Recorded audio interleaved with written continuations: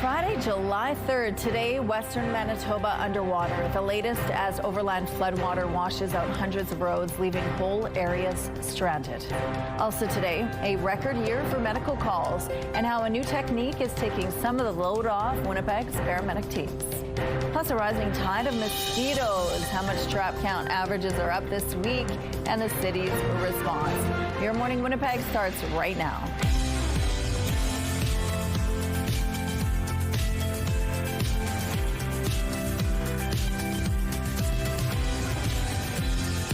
Good morning, Manitoba. Happy Friday to you. Thank you so much for being with us here on Your Morning Winnipeg. Now, Ainsley McPhail is going to tell us all about the sport of pickleball because it's really grown in popularity in this province, but across the country, really, and all over. And it's not just for people who are retirees that are enjoying pickleball. Even younger kids are starting to enjoy the sport. So we're going to find out more about that and the brand new facility that has just opened up just off Keniston. It's called the Pickler. So we're going to get a tour of the new building and find out what the sport is all about. But if you want to get outside this weekend, it's going to be sort of a mixed bag. Yeah, it's going to be a mixed bag. We do have a risk of a thunderstorm this afternoon, as well as some showers for this early morning. So grab that raincoat, grab that umbrella, because you might need it. It's currently 14 degrees, mostly cloudy outside with that sun peeking through. The winds gusting north at 3 kilometers per hour. The pressure is falling and the humidity is sitting at 97%. So yes, we do have that risk of some early morning showers throughout the morning, according to Environment Canada, 40% chance. And looking at our satellite image right now, as you can see from the west, the bottom of the western part of the southern border of Manitoba, we do have that low pressure system that's been stalling throughout the morning and overnight and has a likelihood of tapering into the province. Mostly southern Manitoba, we might feel that rain or light precipitation in the form of showers. So as I keep reminding everyone to have that raincoat and umbrella close by, because here's where it's going to be. Brandon, Winnipeg, we might likely be hit with that light precipitation, 40% chance, and it's going to be throughout the morning time. And then into the afternoon, we also have that risk of a thunderstorm. So just keep that in mind when you're traveling about today. But by the time we get into the evening time, it's mostly going to be clear for us, partly cloudy skies. But I do want to point out for most of northern Manitoba today, they're going to be experiencing mostly sunshine. So it's going to be a sunny day for them. For us here in southern Manitoba, not as much. And then going into Saturday time, we also do have a 30% chance of showers in the early morning as well. That tapers in again from the west. So keep that in mind for Saturday with the risk of a thunderstorm. But by the evening time, it's mostly going to be. Now looking into your 7-day forecast today, we have a high of 23 degrees. So just keep that in mind for the rest of the weekend. It's going to be a mix of sun, cloud, and rain. Thank you, Tandy. It's been a messy start to July for many residents in Manitoba's Parklands region, as dozens of communities are recovering from excessive rainfall. It even washed away highways, stranding some residents. In Duck Mountain Provincial Park, one cottager says his family's been stuck for over 48 hours with no way out. CTV's Joseph Bernacki reports. Winnipeg resident Jared Cox and his family are stuck inside Duck Mountain Provincial Park at his parents' cottage as roads closed around them. That was when we were basically realized we were stuck here until somebody could fix the roads. Cox says they've been there for almost a week, but after Monday's rainfall, he started to worry if they'd be able to go home. I started getting notifications that it might be tricky to go home. We had to check all of the highways, right? After trying to leave through all of the park's south exits, Cox was turned back by washouts and barricades. Since Wednesday's attempt, they have been sheltering in place with his parents. I grew up in Roblin. I've never seen it this bad. Yeah, it's crazy. Area residents in and around Roblin are alarmed, wondering how they are going to be able to navigate around the parklands. It's something you've never seen before. I've never seen this much rain. Like my husband himself, he said, I haven't seen this in my whole life, all this destruction. Robert Misko, head of council for the municipality of Roblin, says they have never seen rainfall have this kind of impact on infrastructure. Misko says ongoing precipitation since the end of April has made it very difficult to maintain the roads. I've lived here since 1976. Never have I seen that water go over the highway, and it's done it twice in the last 2 weeks. There are some roads that this will be the fourth time that we're repairing them. They got washed out. Misco says the RM is running into another problem as they assess the damage. People ignoring the closed road signage, or worse, stealing them altogether. Literally, we're running out of signs. What part of stupid would you be to think that you're gaining something by stealing road closed signs or throwing them away so that people wouldn't see them? Joseph Bernacki, CTV News, Winnipeg. Area residents are being told to shelter in place, limit travel where necessary, and limit water usage at this time as cleanup efforts continue. The City of Winnipeg is considering mandatory ecological setbacks to help protect waterways and prevent soil erosion. A motion approved by the Water, Waste and Environment Committee directs the Public Service to report back on best practices across the country. It also asks the Public Service to study the feasibility of a minimum 90-foot setback for new development and redevelopment projects. However, councillors at Thursday's meeting noted that's not a firm number, and they'll wait to see how other municipalities are addressing the issue. Councillors also want to get a better idea of exactly how setback requirements affect flood protection, erosion, biodiversity, and climate adaptation. The proposal still needs the green light from full council. Alberta has officially submitted its pitch to the Major Projects Office for a pipeline to BC's south coast. With the help of our technical advisory group made up of industry experts, we determined that this route offers the fastest, most cost-effective path to expanding Canada's energy exports. Alberta Premier Danielle Smith made the announcement with Prime Minister Mark Carney. Ottawa and Alberta will invest in the project along with Crown Corporation Trans Mountain. Pembina Pipeline, the proposed route, would run almost parallel to the existing Trans Mountain pipeline. Consultations with First Nations along the route are expected to start soon. The project is also moving forward with the BC PN Board. We recognize our constitutional position, and we do not have the authority to stop a new pipeline. We will not be going to court to fight a pipeline project. Prime Minister Carney was also in BC yesterday to announce their deal. Ottawa will commit to upholding the tanker ban for BC's north coast. BC will also be paid royalties for any pipeline running through the province. The deal also includes funding to build power lines to northern BC communities and money to boost copper production. A remarkable rescue out of Venezuela. A man pulled out alive after 8 days buried under rubble. Cheers from onlookers after a 43-year-old security guard was pulled from the debris after devastating twin earthquakes rocked the country last week. Crews from Venezuela, Chile, as well as the Costa Rican Red Cross joined forces to perform the rescue. More than 2,900 people died in the disaster, with that figure likely to increase. The Winnipeg Fire Paramedic Service annual report is showing how busy emergency crews were last year and the programs that helped ease some of the pressure. WFPS responded to just over 136,000 medical incidents last year, a record number. Over 11,000 incidents were handled by the Enhanced Low Acuity Triage program. It allows 911 callers to receive care and guidance from an advanced care paramedic over the phone. That helped resolve more than 60% of those calls without dispatching an emergency crew. Fire crews also handled more than 22,000 medical calls without needing to call in an ambulance. Despite that, there were 64 hours where no ambulances were available to respond to emergencies. Fire crews also responded to just under 12,000 alarms and more than 1,000 structure fires in 2025. The Winnipeg Jets' newest Blue Line acquisition is excited for the season ahead. I'm happy to be where I am, and I'm excited to get going. It's going to be an exciting year. The Jets signed unrestricted free agent Mario Ferraro to a 3-year contract on Canada Day worth $4 million a year. The 27-year-old defenseman played 490 games for the San Jose Sharks, posting 114 points and 216 penalty minutes over his 7 seasons in the NHL. Ferraro says his priorities in signing with a new team were choosing one that is in a position to win and one that treats their players well. I trust this organization, and they've had a good reputation over many years, and I know the players that are on this team. I played with a couple of them at World Championships, and it was just an exciting place to have the opportunity to come to. Last season, Ferraro led the Sharks in blocked shots and penalty kill time. An 11.5-meter-long T-Rex skeleton named Gus is headed to auction in New York. Gus is one of the biggest and most complete T-Rex ever found. Gus was found in South Dakota several years ago and was excavated over several digs in 2021, 2022, and 2023. He's from a period about 67 million years ago and is nearly 61% complete by bone count. That's pretty good. So he's expected to sell for between $20 and $30 million. Here's a look at what's happening now at Confusion Corner. Things are still quite light starting off this Friday morning. If you encounter any issues out on the streets, please send us a text to let us know. Let's go now to Ainsley McPhail, who's hanging out at a brand new facility for pickleball. It's called the Pickler. Good morning, Ainsley. Hi, good morning. And guess which is the fastest growing sport in Canada?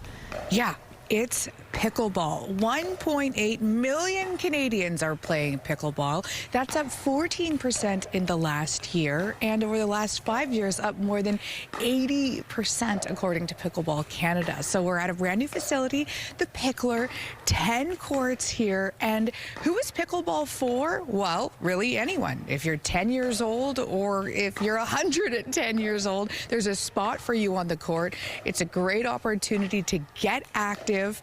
And 10 courts here. There's even some training powered by AI. So come whether it's for recreational or even competitive use, we're going to be at the Pickler all morning long. Okay, thank you, Ainsley. Let's go out to the rooftop now. The sun is shining and it looks nice and clear out there right now. Yeah, it's shining right now. There are a few clouds peeking through, so it's mostly cloudy, but the sunshine is beginning to rise so beautifully. It's 13 degrees right now, and we're going to experience this mix of sun, mostly cloudy conditions for the rest of the morning. Winds gusting north at 4 kilometers per hour, and the pressure is falling, and the humidity is sitting at 99%. So across the province, we're going to be dealing with a mixed bag of weather between that sun, maybe some chance of rain or some showers, as well as those clouds. So for most of southern Manitoba, we do have a 40% chance of light precipitation, either in the form of light rain or showers for the morning time, throughout the morning, according to Environment Canada. And by the afternoon time, we do have that risk of a thunderstorm. And I know we don't want to hear thunderstorm, especially during the weekend time, but we have that risk today and tomorrow. I do want to point out for most of northern Manitoba today, they're going to be experiencing some beautiful sunshine. So it's going to be mainly sunny for them. And the funny part about it all with Mother Nature is we're actually going to switch around. But by Sunday, it's going to be mostly sunny for most of us in southern Manitoba and mostly rainy for them in northern Manitoba. So again, grab that raincoat, grab that umbrella. Mother Nature can change on us at any point. We are taking a break right now, but we'll be back with more CTV Your Morning Winnipeg. Weather is brought to you by Garage Masters, your complete garage specialists. Good morning. People in White Ridge are still cleaning up the mess from a tornado that ripped through the neighborhood Monday night. They're marveling at the damage and wondering why it caught them by surprise. As CTV's John Hendricks shows you, the Alert Ready system that is supposed to warn about extreme weather was silent that evening. When the tornado hit White Ridge on Monday evening, Jody Dare wasn't home, but she quickly found out something very serious was going on. Our security cameras started notifying us of a commotion about 10 o'clock at night, and we saw debris flying everywhere. We saw our neighbor's roof in our front yard. While her security cameras may have informed her about the tornado, no weather alert came over her phone. There was absolutely no notification about any tornadoes or any high winds or things like that. She's not alone. It seems no one in White Ridge got an alert-ready warning about a potential tornado. None at all this time. But it was a different story on June 9th. A severe thunderstorm moving across the province sparked numerous alerts in the city, although no tornado actually touched down here. I'm not saying that storm wasn't violent either, but to get that many notifications and none when an actual tornado went through was pretty alarming, actually. So, why wasn't there an alert about this tornado? According to Chris Stammers from Environment Canada, it's because there were differences in the storm dynamics that produced it. The June 9th day was a kind of a high-end supercell tornado day. We had a tornado watch issued well in advance. The day on Monday was we weren't really expecting tornadoes because it was kind of more of a linear system. that was coming in, and those aren't typical for tornado producers. Still, some in this tornado-ravaged neighborhood hope the weather agency will be able to do more in the future. This is going to be more the commonplace, obviously, as we have all these weather events, and they're going to have to look into that infrastructure that gives us better warning. John Hendricks, CTV News, Winnipeg. It's another day of steamy weather across much of the country, and those who work outdoors are taking serious precautions. It's really hot. We're struggling just a bit, but overall we're getting our work done and everything's going well. Up on the roofs again, it gets super hot. Something down here maybe feels like 30, but up there it feels probably more like 45 or so. So it's definitely something we take very seriously. Construction workers, roofers, even those who work on food trucks and in garden centers have been forced to take extra safety measures. Some places are even closing early to protect their workers. Daytime temperatures in Ontario from Windsor to Ottawa and Thunder Bay through to Timmins have been in the mid-30s, with the humidex making it feel even hotter. Similar heat warnings are in place across much of Quebec, including Montreal and Quebec City.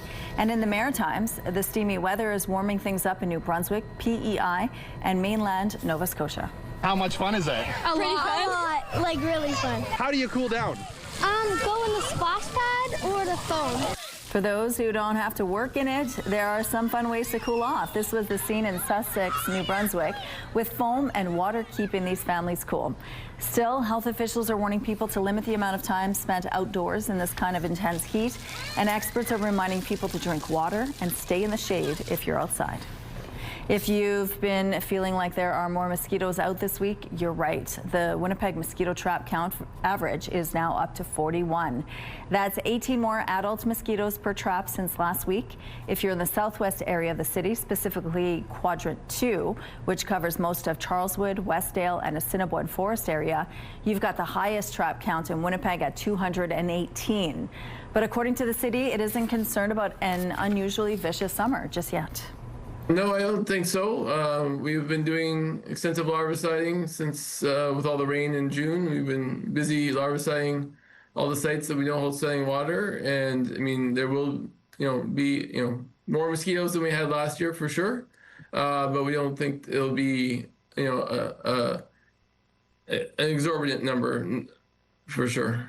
Just because the trap count is up doesn't mean the city's adult deciding factor analysis level has changed.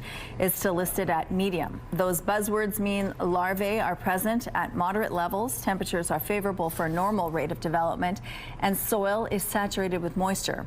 As a result, preemptive spraying could be considered for certain areas to reduce adult populations before they become high nuisance issues. No fogging is being done just yet, but the city says it's prepared should the need arise.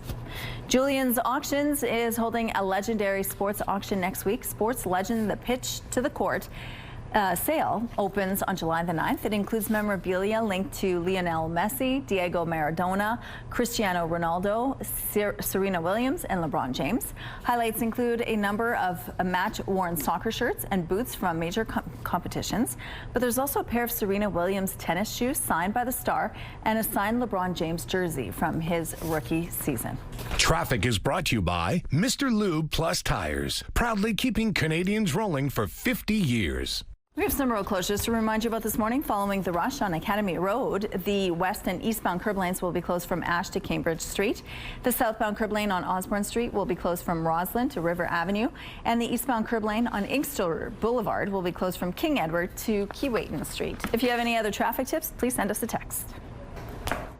The CTV Live Eye is brought to you by Bath Fitter, your bath and shower experts for more than 40 years. Okay, so it's 13 degrees right now, mostly cloudy outside, but that sun is peeking through, winds are gusting north at 4 kilometers per hour. The pressure is falling and the humidity is sitting at 99%. So yes, 13 degrees right now for Winnipeg, as well as mostly across the province. We're dealing with these mid-average temperatures. Stepping out the way here so we can check them out. In Brandon, it's 13 degrees. Kenora at 15 degrees. Gimli at 16 degrees with Dauphin at 13 degrees. And going up into the north, I do want to note we're glitching a bit for Island Lake, but it is 12 degrees there right now. Did a double check. Churchill at 11 degrees, Thompson with 7 degrees, and Lynn Lake at 11 degrees. Now, looking through our satellite image, as I mentioned before, we are dealing with this low pressure system that's coming in from the west and through the southern border of Manitoba, and that is likely to taper into us today. We do have that 40% chance of early morning showers, and actually looking through our day planner right now, that 40% chance of early morning showers starts at about 8 a.m. with 15 degrees being the temperature. So grab that raincoat, grab that umbrella, we might need it. 21 degrees by the time we get into the afternoon, but we also still have that risk of a thunderstorm, and I know we don't want to hear that, but we have that risk today and tomorrow. 22 degrees by later on in the evening time. And looking at our 7-day forecast, again, our high today is going to be 23 degrees. Our seasonal average is about 25, so we're just 2 degrees shy of that. And tomorrow we do have that risk of thunderstorm with 26 degrees, so pretty warm out tomorrow. Now, looking at our beautiful Skywatch pic from Kat, how gorgeous the moon looks like. Keep the pictures coming, please. And we are taking a break right now, but we'll be back with more CTV Your Morning Winnipeg.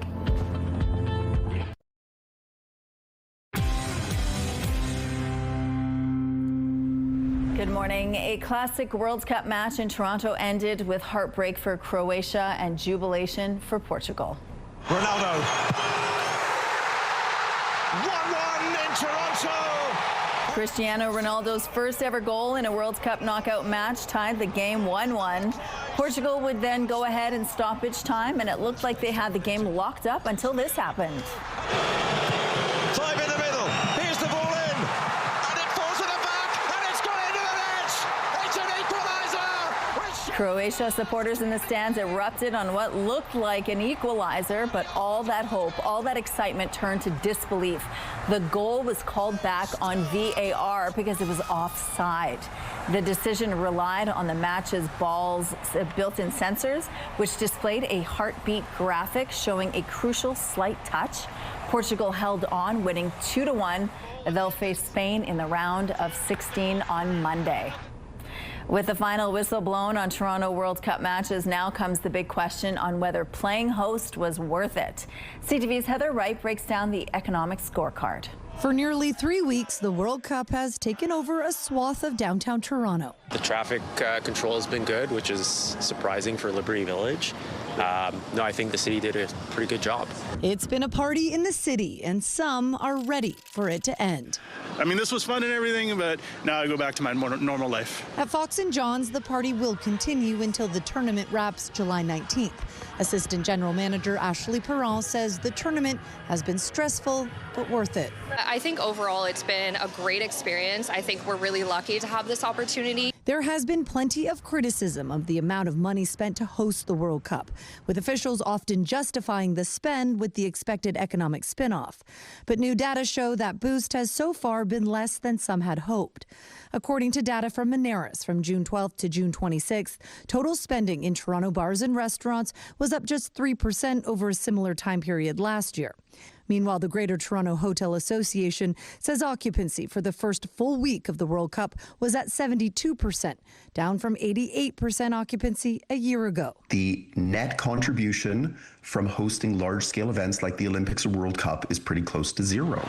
Sports economist Moshe Lander says there are positives to hosting big events, but says Canada did not have the proper soccer infrastructure to begin with, making this tournament even more costly to put on. That we veered out of our lane, hosted something we had no business hosting, and if it had been done purely on the name of civic pride, fine, but otherwise, I think a bunch of people just got caught up in the hype. More data about the impact of the World Cup will be released in the coming weeks and months, but experts say the long-term impact, things like repeat visitors and legacy infrastructure, won't be clear for several years. Heather Wright, CTV News, Toronto. This is a look at how this Friday morning is starting off on Cravache Bridge. It looks like things are pretty light starting. We're taking a break. We'll be right back.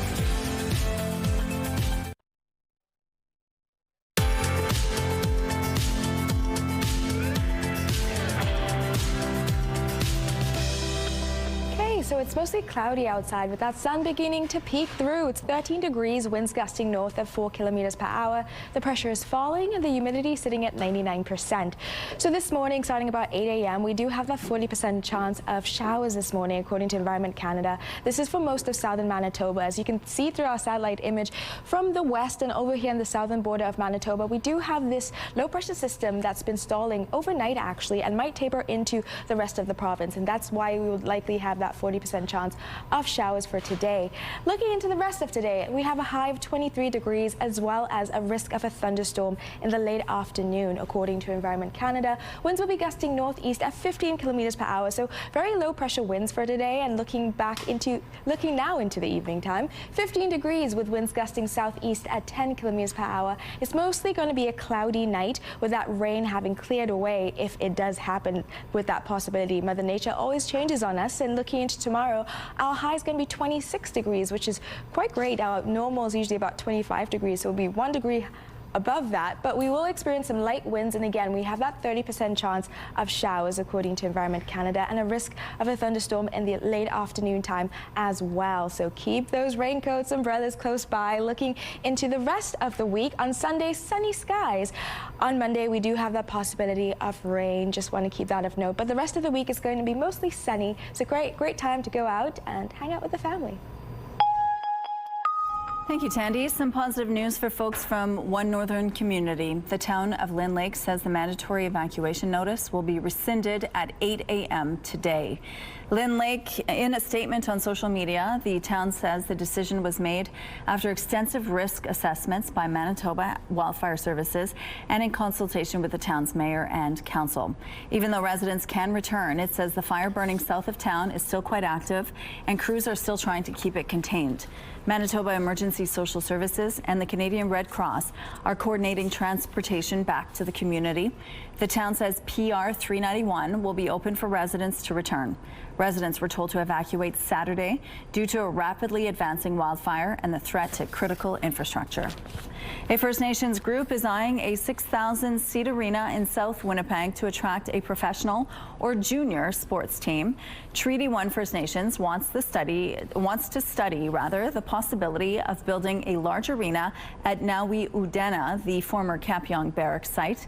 But as CTV's Jeff Keel shows you now, there may be hurdles in the way. This empty piece of land at Taylor and Kenniston could one day be home to a large arena. We really looked at what we could do to attract sports teams in any venture. The Treaty 1 Development Corporation is exploring the possibility of building a 6,000-seat arena at this section of Nawi Udena, the former Kapyong Barracks. There would also be 1 or 2 community practice rinks where the city could rent ice. The hope is this could attract a professional or junior sports team to play here. Examples include a Western Hockey League return or the National Lacrosse League. Lacrosse is a huge game to First Nations, and that's something we might look at. Of course, for the WHL, you need to find a partner and see if that's possible. A City Hall committee approved $95,000 towards a $128,000 feasibility study for the plan, but not for a 6,000-seat arena. River Heights Councillor John Orlico says the city can't put any money into this type of project because of a non-compete clause with the big players in town, True North Sports and Entertainment. Orlico says the study will only look at twin community rinks. You can't build like a 6,000-seat arena with city money. So even a feasibility, which I thought was ridiculous, but that's the way it is. Treaty 1 says if the large arena is not doable, they would still move ahead with a community arena plan, as ice time in Winnipeg is always in demand for hockey games, practices, and skating. If it doesn't work, we are still going to pursue 2 pleasure rinks at minimum. It might then translate to 3 pleasure rinks. Jeff Keel, CTV News, Winnipeg. RCMP and Thompson are asking for the public's help to find a missing 20-year-old male. Mounties say and Franny Constant was last seen June 19th in Thompson at an address on Hemlock Crescent. He advised he was traveling to Winnipeg. He has not had any contact with anyone in Thompson since that date. He's still believed to be in the city of Winnipeg. He's 5 feet 10 inches in height, 145 pounds, with black hair and brown eyes. No clothing description was provided. If you've seen Enfreni Constant or have any information on his whereabouts, please call the Thompson RCMP at 204-677-6909 or Crime Stoppers. Police in the UK say they've identified hundreds of people linked to online networks where women were allegedly drugged, sexually assaulted, and secretly recorded by men they knew and trusted. It follows the same type of abuse uncovered by CTV's W5 last year. Busted! The announcement comes weeks after Brian Hayward from Hamilton, Ontario, pleaded guilty to 21 charges involving 7 women. Hayward was first identified by W5 during its undercover investigation into a global network of men who secretly drugged intimate partners and shared videos of the abuse online. Now, British investigators say they've identified more than 270 suspects linked to similar online forums. Another reason to appreciate that cup of joe, a new study suggests your morning coffee might be helping your liver. It ties the beverage to lower risks of cirrhosis and a common form of cancer in the organ. The study indicates drinking 5 or more cups a day might be more beneficial than 1 or 2. Researchers say the higher amount corresponds to a 32% lower chance of cirrhosis and a 47% lower risk of liver cancer.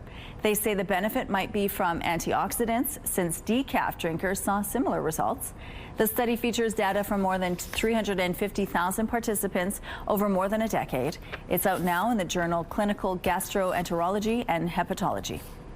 Humans aren't the only ones who need to beat the heat. Things that we love to do is be creative to help these animals live their best life. At the Minnesota Zoo, some animals do okay in the heat, but others need a little help. Penguins are kept inside where they can swim in freezing cold water.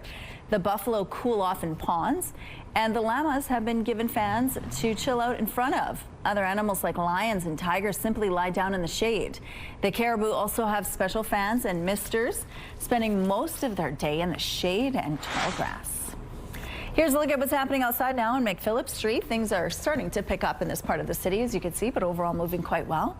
If you encounter any problems, please let us know. And here's a look at your gas prices today. In Winnipeg, the average is $1.53. It's the same as it was yesterday. The lowest price in the city is $1.44. All this info is on GasBuddy.com. The Price at the Pump is brought to you by the Kidney Foundation. Help by donating your card today. Pickleball is growing in popularity in this province, and now pickleballers have a brand new facility to play in. We're going to have more after the break. Stay with us. Weather is brought to you by Mr. Lube Plus Tires, proudly keeping Canadians rolling for 50 years. It's mostly cloudy right now, but it's already clearing up. The sun is shining so beautifully. It's a beautiful start to the day. It's 13 degrees right now, winds gusting north at 4 kilometers per hour. The pressure is falling and the humidity is sitting at 99%. So across the province, we're experiencing this mixed bag of sun and cloud. In most places in northern Manitoba, it's actually going to experience much more sunshine today. It's very, very sunny right now over there for them. For southern Manitoba, we're going to experience this mixed bag of mostly cloudy skies with that sunshine peeking through in random moments. In Dauphin right now, it's mostly cloudy, unfortunately.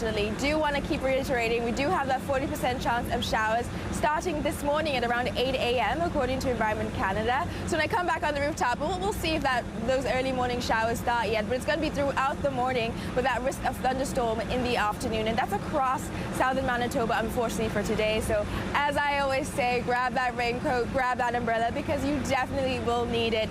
We'll go heading over to Ainsley right now, who's been smashing it at pickleball. How's it going, Ainsley?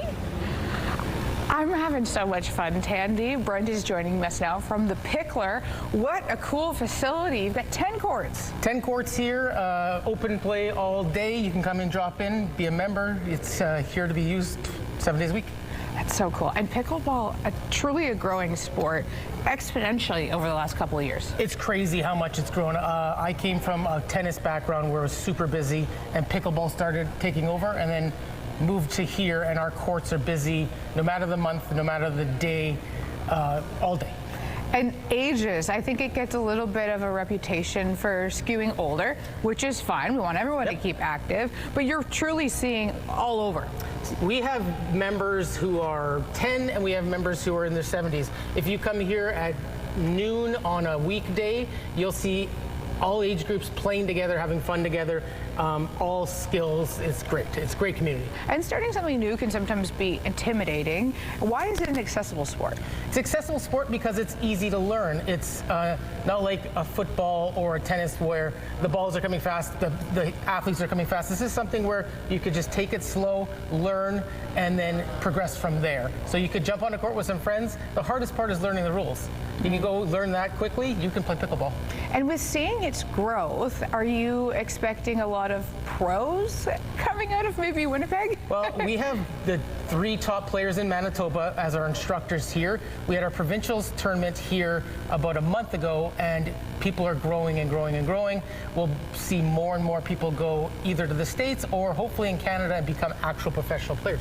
What are the other benefits, whether it be physical or mental? Our main benefit is our community. We're growing a community, whether you're a beginner player or an elite player, where you're all part of one group, you play together, you have fun together. Obviously the physical and mental aspects of the game are very beneficial, but just coming here, you can come on your own and be able to play right away with a group of people who are welcoming and looking to make more friends and just have fun. Awesome. Thank you so much. We're going to keep playing throughout the morning. Stay with us.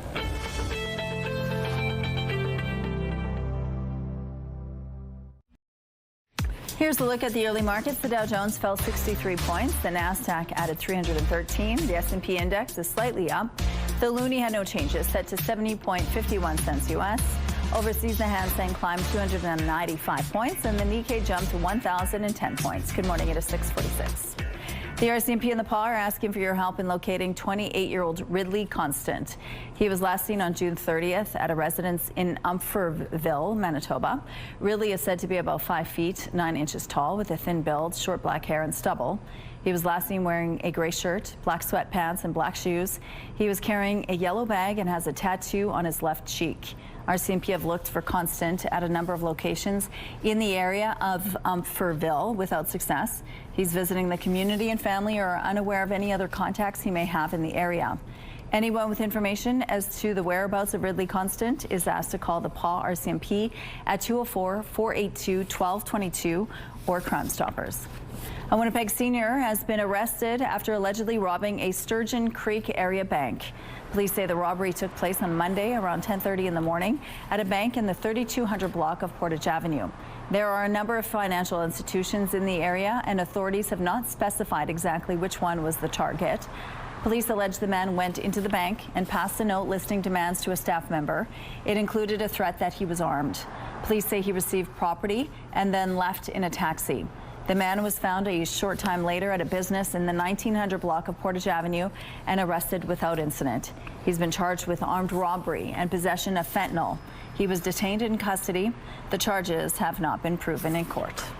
A new global wealth list is out, and Canada ranks 13th in the world. According to a new report from Swiss bank's UBS Switzerland, tops the list with an average wealth of about $910,000 US per person. The United States is second at almost $700,000. In 13th place, Canada. The figure is just under $400,000. The report takes into account financial and non-financial assets such as properties minus debt. The World Health Organization says the deadly hantavirus outbreak is now over. The last identified contact of an exposed person has completed quarantine and tested negative for the virus. The hantavirus outbreak was linked to the MV Hondias cruise ship, which set off from Argentina in April. 13 people were infected and 3 died. U.S. President Donald Trump has taken his inaugural flight on the new Air Force One. I'm excited about the first flight. It's something nobody's ever seen anything like it. The luxury Boeing jet was donated by the government of Qatar, and as President Trump boarded for a flight to North Dakota, he said, quote, "The U.S. couldn't build a plane like this." The new jet is an unconditional gift estimated to be worth about $400 million.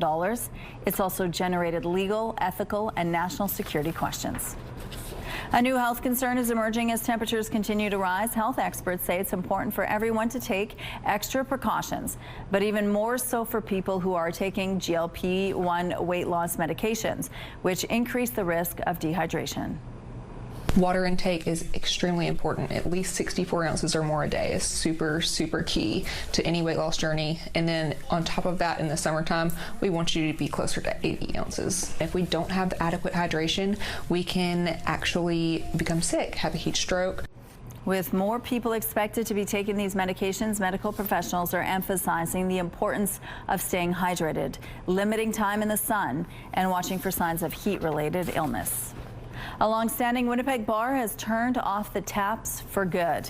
Tavern United, located downtown across from Canada Life Centre, posted a notice on its doors that it is permanently closed. It did not give a reason. The sports pub, which is operated by Canadians, thanked patrons for years of support. If you're in the mood for another round of the tavern experience, the company says you can head over to one of its other locations here in town. Here's a look at some of the road closures we are going to remind you about this morning. Following the rush on Academy Road, the west and eastbound curb lanes will be closed from Ash to Cambridge Street. The southbound curb lane on Osborne Street will be closed from Roslyn to River Avenue. And the eastbound curb lane on Inkster Boulevard will be closed from King Edward to Keewatin Street. Okay, so it's 13 degrees right now, mostly cloudy, but that sunshine is beginning to peek through beautifully. Winds gusting north at 4 kilometers per hour. The pressure is falling and the humidity is sitting at 99%. Our high today for Winnipeg is going to be about 23 degrees with that risk of early morning showers as well as thunderstorms. And stepping out to see the rest of the temperatures for the day, Churchill is going to have a high of 23 degrees and mostly sunshine. Thompson 26 degrees, again sunshine with some clouds, as well as Island Lake with 22. So in the north they're going to be experiencing mostly sunshine today. Looking into Lynn Lake, 25 degrees with some sunshine and cloud coverage. Flin Flon at 22 degrees with that chance of light precipitation in the form of rain or light showers. Norway House 26 degrees with that sunshine. And then looking into Swan River, 21 degrees, and Dauphin also 21 degrees, as well as Brandon at 20, all experiencing that chance of light precipitation in the form of showers or rain and that risk of thunderstorm, which is likely to happen in the late afternoon according to Environment Canada. Looking in now for Winnipeg, again, our high today is 23 with that risk of a thunderstorm in the afternoon time and that chance of early morning showers starting anytime between 8 a.m. to about 12 noon. Gimli at 23 degrees with that chance of light rain, as well as in Pinamore with 24 degrees. So that's just kind of the mixed bag we're going to have across the province, with Kenora at 23 degrees, again with that chance of light rain or thunderstorm according to Environment Canada. Looking into 7-day forecast, we have a high of 23 degrees, as I said today. For tomorrow, our high is going to be 26 degrees, just 1 degree higher than our normal, which is about 25. But again, we do have that risk of a thunderstorm in the late afternoon. But looking for the rest of the day, Sunday, it's going to be mostly sunny skies for us. Looking into Monday, we do have that chance of precipitation, but the rest of the week, it's mostly sunny skies with a few clouds peeking through. But again, great time to enjoy the summer with those high 20s. Thank you, Tandy. Let's check in now on Gabby at Bounce 99.9. Good morning, Gabby. Happy Friday. We made it. I'm so excited, did. Rochelle. I've been working this whole week solo without Bo. Man, I missed my partner in crime. And also the poor guy took the week off hoping for some pool days in his backyard, and he got all rain and all cloud every day. Poor guy. I'm sure he's still relaxing. Yeah. He's not getting up that early. Yeah, I know he's been texting me every time he hits the McDonald's drive-thru, so I keep getting those updates, the very important updates. I know your kids are out of school now, and I remember that last day before school ends kind of feeling, the excitement. Oh, yeah. Such a good one. And I think as an adult, you can get that kind of pure joy, that happiness in all kinds of ways. For me, it's just cruising down a country road, window open, great music playing, good temperatures, ideally. I don't want it to be raining. Right. And then I need to have a good cup of coffee that I did not make myself. And that is pure happiness to me. That's your summer, Green trees around, music, my coffee, that to me is the feeling of pure joy in my life. And my gosh, probably I love that. doing it solo, not with my kids screaming in the backseat. How about you? For me, it's when you finally put those chairs out on the deck and then you take out your cushions and the umbrellas out and the birds are singing, my music's playing, I have a good book in hand and I'm ready to just relax on my deck. But it's also having a good summer playlist. I like building playlists, and so that summer playlist has a mix of some new stuff, some old stuff, a little bit of of everything in between. And so that's kind of where I go with the whole like getting excited for summer. But I'm also excited because the kids are home every day and they're not allowed to just sit in their rooms all day. I've actually made a list of chores for them to do. So everything that I would normally have to do on the weekend, like cleaning and all of that, they're slowly chipping away at my chores because they need to stay busy and it's good skills for them to have. So yeah, that's what they're doing. I love it. You know what? A little child labor is a good thing. As a kid, I remember my mom sending me out into the garden to weed. I cleaned the toilets all the time. Yeah. Now as an adult, I love cleaning the bathroom. You know, I spend so much time in there, I might as well clean it. It's a good skill to have, especially for kids who might always be on their phones. All right, well, Gabby, thank you so much. Have a great weekend. Enjoy those summer months. It's a tree that's been quietly bringing people together for decades. CTV's Adam Sawatsky finds out the story behind the unique landmark rooted in a legacy of love. While walking home the other night, Bonnie Riley noticed a couple kissing under her tree. And they went, oh, is it all right? And Bonnie said, of course. Oh, yes, it's the kissing tree. Which made the couple smile, because after months of carrying around a ring, he just happened to find this perfect place to propose. And she went, I just got engaged. Well, this other couple got married years ago. When you're under that tree, the rest of the world doesn't exist. Teresa and Robert have stopped to kiss under the tree countless hundreds of times. It's a special It's like a little place. magical tree. And it's not just for couples. Kids make wishes here, and moms bring their babies. Everything is good here. But to appreciate the roots of the kissing tree, you have to meet Brian from the Bronx. Everybody goes crazy for the tree.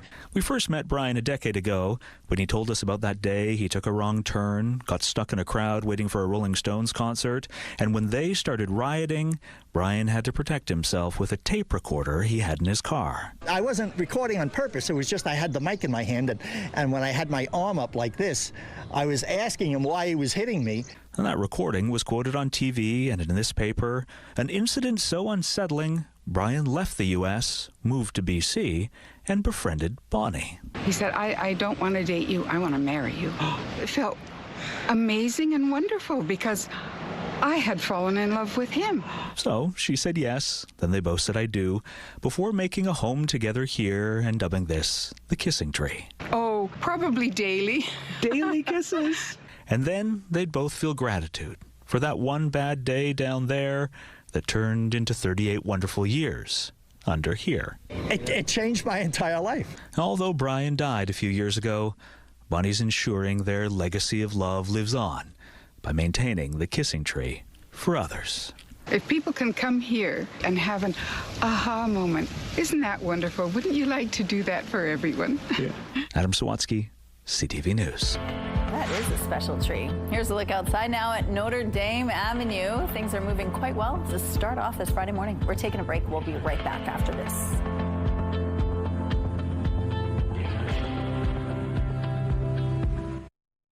It's Friday, July the 3rd. Today, rainfall recovery, how excessive precipitation is impacting the Parkland region. Plus, a pesky critter, what is causing a rise in Winnipeg's mosquito trap count. And a fresh beginning, what the newest jet is saying about the season ahead. Your Morning Winnipeg starts right now.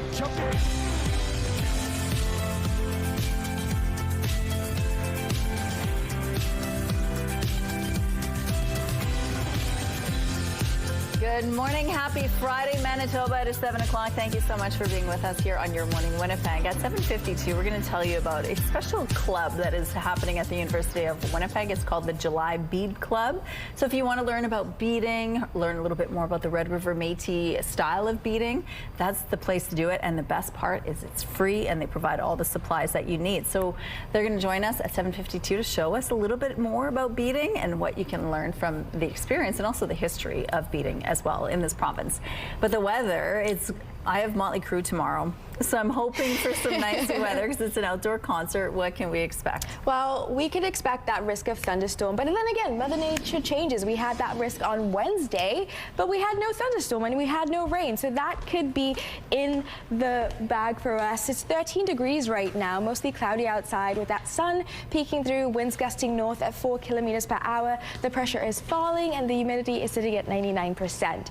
So yes, this morning we do have that risk of early morning showers or that light rain, according to Environment Canada, and that's for most of southern Manitoba, pardon me. Looking into here our satellite images, you can see from the west, we do have this low pressure system from the west as well as here on the southern border of Manitoba that is likely to taper into the province, and that's why we have that 40% chance of rain or showers for this morning and that risk of thunderstorm in the afternoon. As you can see here, it would probably be for most of southern Manitoba, tapering again from the west. Most of northern Manitoba will actually be experiencing mostly sunshine today, so it'll be a great day for them to go out and spend time.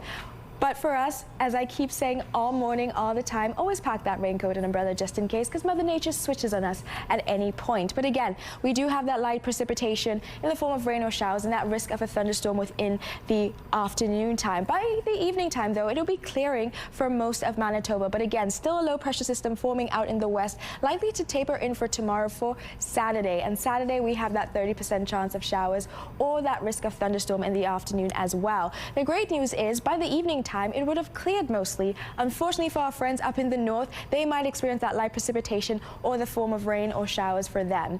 Now, clearing for us mostly for Sunday. Sunday, it's going to be mostly sunny skies for us, the north, maybe some light precipitation, some rain, or that risk of thunderstorm for us today and tomorrow. We do have that risk, but very high 20s. So besides that, it's going to be nice warm weather to enjoy outside. Looking at our beautiful weather art pick of the day from Kristen. How beautiful. That's an owl. So amazing. Such intricate details. Keep the pictures coming, please. To submit your child's weather art of the day, visit our website, ctvnewswinnipeg.ca, and fill out the form. Your art will be shown on Your Morning Winnipeg, and we'll also enter you into our monthly contest for a chance to win a $100 gift card from Crocodile on Keniston and Regent locations. The weather art of the day is brought to you by Crocodile Paint Your Own Pottery, now open on Regent and Keniston. It's been a messy start to July for many residents in Manitoba's Parklands region. Dozens of communities are recovering from excessive rainfall. It even washed away highways, stranding some residents. In Duck Mountain Provincial Park, one cottager says his family's been stuck for over 48 hours with no way out. CTV's Joseph Bernacki reports. Winnipeg resident Jared Cox and his family are stuck inside Duck Mountain Provincial Park at his parents' cottage as roads closed around them. That was when we were basically realized we were stuck here until somebody could fix the roads. Cox says they've been there for almost a week, but after Monday's rainfall, he started to worry if they'd be able to go home. I started getting notifications that it might be a little tricky to go home. We had to check all of the highways, right? After trying to leave through all of the park's south exits, Cox was turned back by washouts and barricades. Since Wednesday's attempt, they have been sheltering in place with his parents. I grew up in Roblin. I've never seen it this bad. Yeah, it's crazy. Area residents in and around Roblin are alarmed, wondering how they are going to be able to navigate around the parklands. It's something you've never seen before. I've never seen this much rain. Like my husband himself, he said, I haven't seen this in my whole life, all this destruction. Robert Misko, head of council for the municipality of Roblin, says they have never seen rainfall have this kind of impact on infrastructure. Misko says ongoing precipitation since the end of April has made it very difficult to maintain the roads. I've lived here since 1976.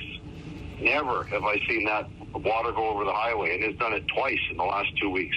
There are some roads that this will be the fourth time that we're repairing them. They got washed out. Misko says the RM is running into another problem as they assess the damage. People ignoring the closed road signage, or worse, stealing them altogether. Literally, we're running out of signs.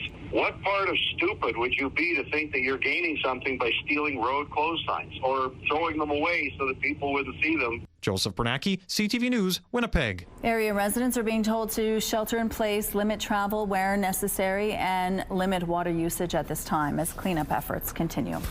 Mounties say a 50-year-old man is dead following a workplace accident in northern Manitoba Wednesday. The force says it happened near Snow Lake, some 580 kilometers north of Winnipeg. A crew working for a mining company was clearing trees to create a landing zone for helicopters when one of the trees fell in an unexpected direction and struck the man. Other members of the crew flew him by helicopter to the health center in Snow Lake. However, he later died. RCMP, along with Manitoba Workplace Safety and Health, are investigating. A remarkable rescue out of Venezuela. A man pulled out alive after 8 days buried under rubble. Cheers from onlookers after a 43-year-old security guard was pulled from the debris after devastating twin earthquakes rocked the country last week.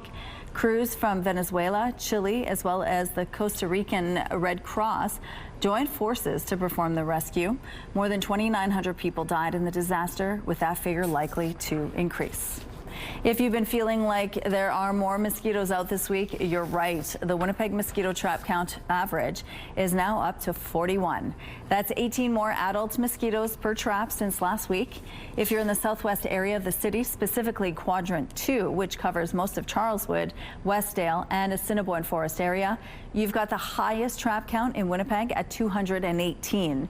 But according to the city, it isn't concerned about an unusually vicious summer just yet. No, I don't think so. We've been doing extensive larviciding since with all the rain in June. We've been busy larviciding all the sites that we don't hold standing water. And I mean, there will, be, more mosquitoes than we had last year for sure. But we don't think it'll be, an exorbitant number for sure. Just because the trap count is up doesn't mean the city's adult deciding factor and analysis level has changed. It's still listed at medium. Those buzzwords mean larvae are present at moderate levels. Temperatures are favorable for a normal rate of development, and soil is saturated with moisture. As a result, preemptive spraying could be considered for certain areas to reduce adult populations before they become high nuisance issues. No fogging is being done just yet, but the city says it's prepared should the need arise. The Winnipeg Jets' newest blue line acquisition is excited for the season ahead. I'm happy to be where I am, and I'm excited to get going. It's going to be an exciting year. The Jets signed unrestricted free agent Mario Ferraro to a 3-year contract on Canada Day worth $4 million annually. The 27-year-old defenseman played 490 games for the San Jose Sharks, posting 114 points and 216 penalty minutes over his 7 seasons in the NHL. Ferraro says his priorities in signing with a new team are choosing one that is in a position to win and one that treats their players well. I trust this organization, and they've had a good reputation over many years, and I know the players that are on this team. I played with a couple of them at World Championships, and it was just an exciting place to have the opportunity to come to. Last season, Ferraro led the Sharks in blocked shots and penalty kill time. Here's a look at what's happening in traffic now along the Norwood Bridge. Things appear to be moving quite well this morning. If you see any problems, let us know, please. Wasting no time, the Alberta government pitched the route and builders for a new pipeline to the British Columbia coast just hours after Prime Minister Mark Carney announced a deal with BC to make it possible. The profits from this pipeline will generate billions in revenue over the coming decades for the provincial and federal governments and will enrich Indigenous communities that choose to partner with us, Premier Smith said. Major North American airlines say demand going into the peak travel season has proven resilient despite rising prices due to global conflicts and Canadians turning away from U.S. travel. As of late June, domestic economy airfares remained 11% higher than a year earlier, while international fares were roughly comparable year over year, according to travel search platform Kayak.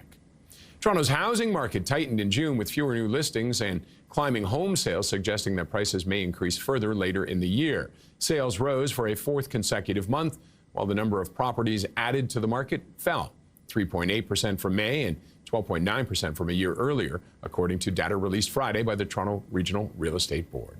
Those are your morning business headlines. For BNN Bloomberg, I'm Roger Peterson. Let's go back now to Ainsley, who's live this morning at the Pickler. It's a brand new facility in town. Ainsley, you're learning a little bit more about the sport. Rochelle, why did the pickleball paddle break up with the tennis racket? I don't know why. There was too many strings attached. That's terrible. We are at the Pickler. It is a brand new facility, and I can't believe it. They open at 6 a.m. People bright and early, getting their sweat on, and it really is a physically demanding sport, one that is growing in Canada. Now 1.8 million people are playing it at all levels. There are 10 different courts here and various uses. So whether you are experimenting with the game or you are a competitor like our next guest at 727, one of the best in the province, there is a spot for you.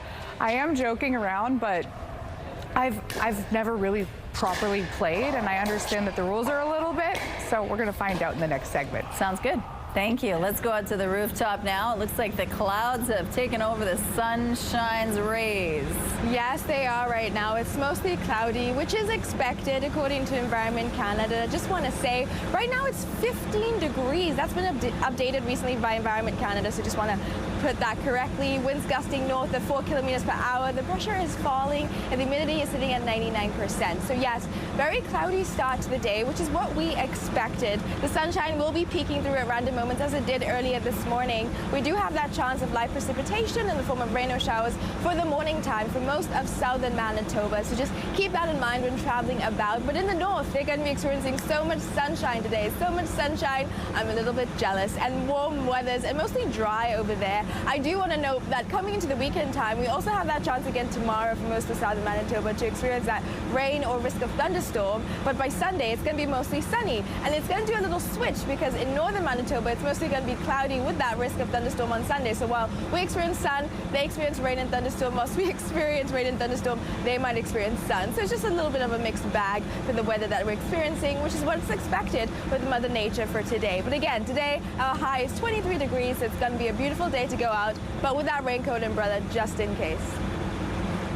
Weather is brought to you by the Better Business Bureau. Research at bbb.org before you buy. Well, it's time now for a question of the day. Ainsley is at the Pickler today to talk about pickleball. So we want to know, have you discovered any new sport recently? You can text your answer to 10400. Make sure to follow the automated instructions so we can feature your response. And don't forget to include your name, please. Question of the day, brought to you by Provivo, Manitoba's #1 cool sculpting clinic. Science-backed body contouring. At Your Morning Winnipeg, we're all about celebrating your amazing pets, furry, feathered, or scaly. Your Pet of the Week submissions are amazing. We want more. Whether it's dogs, cats, birds, or any other pet pals, send them our way. Drop your pet photos and a fun little story about them to Pet of the Week at ctv.ca. And then catch us every Thursday to find out if your pet is our Pet of the Week on Your Morning Winnipeg. Here's a look outside now on Osborne Street. Things are still quite light in this part of the city, as you can see. We're going to take a break. We'll be right back.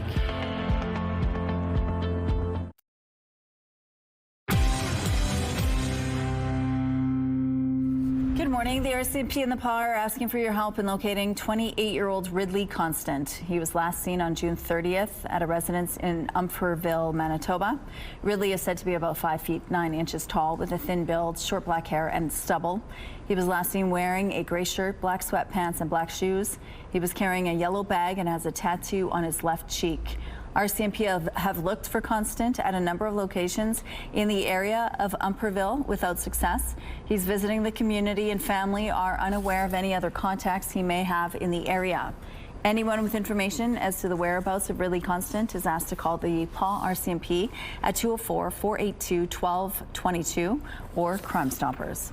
A former leadership candidate for the Manitoba PCs is announcing he's giving provincial politics another go, but this time under a different banner.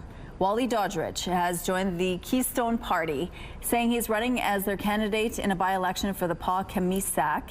The seat was previously held by NDP MLA Amanda Laughlin, who died in March. Doddridge is no stranger to elections. In 2025, he ran unsuccessfully for the top Tory job. And last month, the PCs rejected Doddridge's bid to represent them in Turtle Mountain. The Paw-Kamisak's by-election is happening July 21st. The Winnipeg Fire Paramedic Services annual report is showing how busy emergency crews were last year and the programs that helped ease some of that pressure. WFPS responded to just over 136,000 medical incidents last year, a record number. Over 11,000 incidents were handled by the enhanced low acuity triage program. It allows 911 callers to receive care and guidance from an advanced care paramedic over the phone.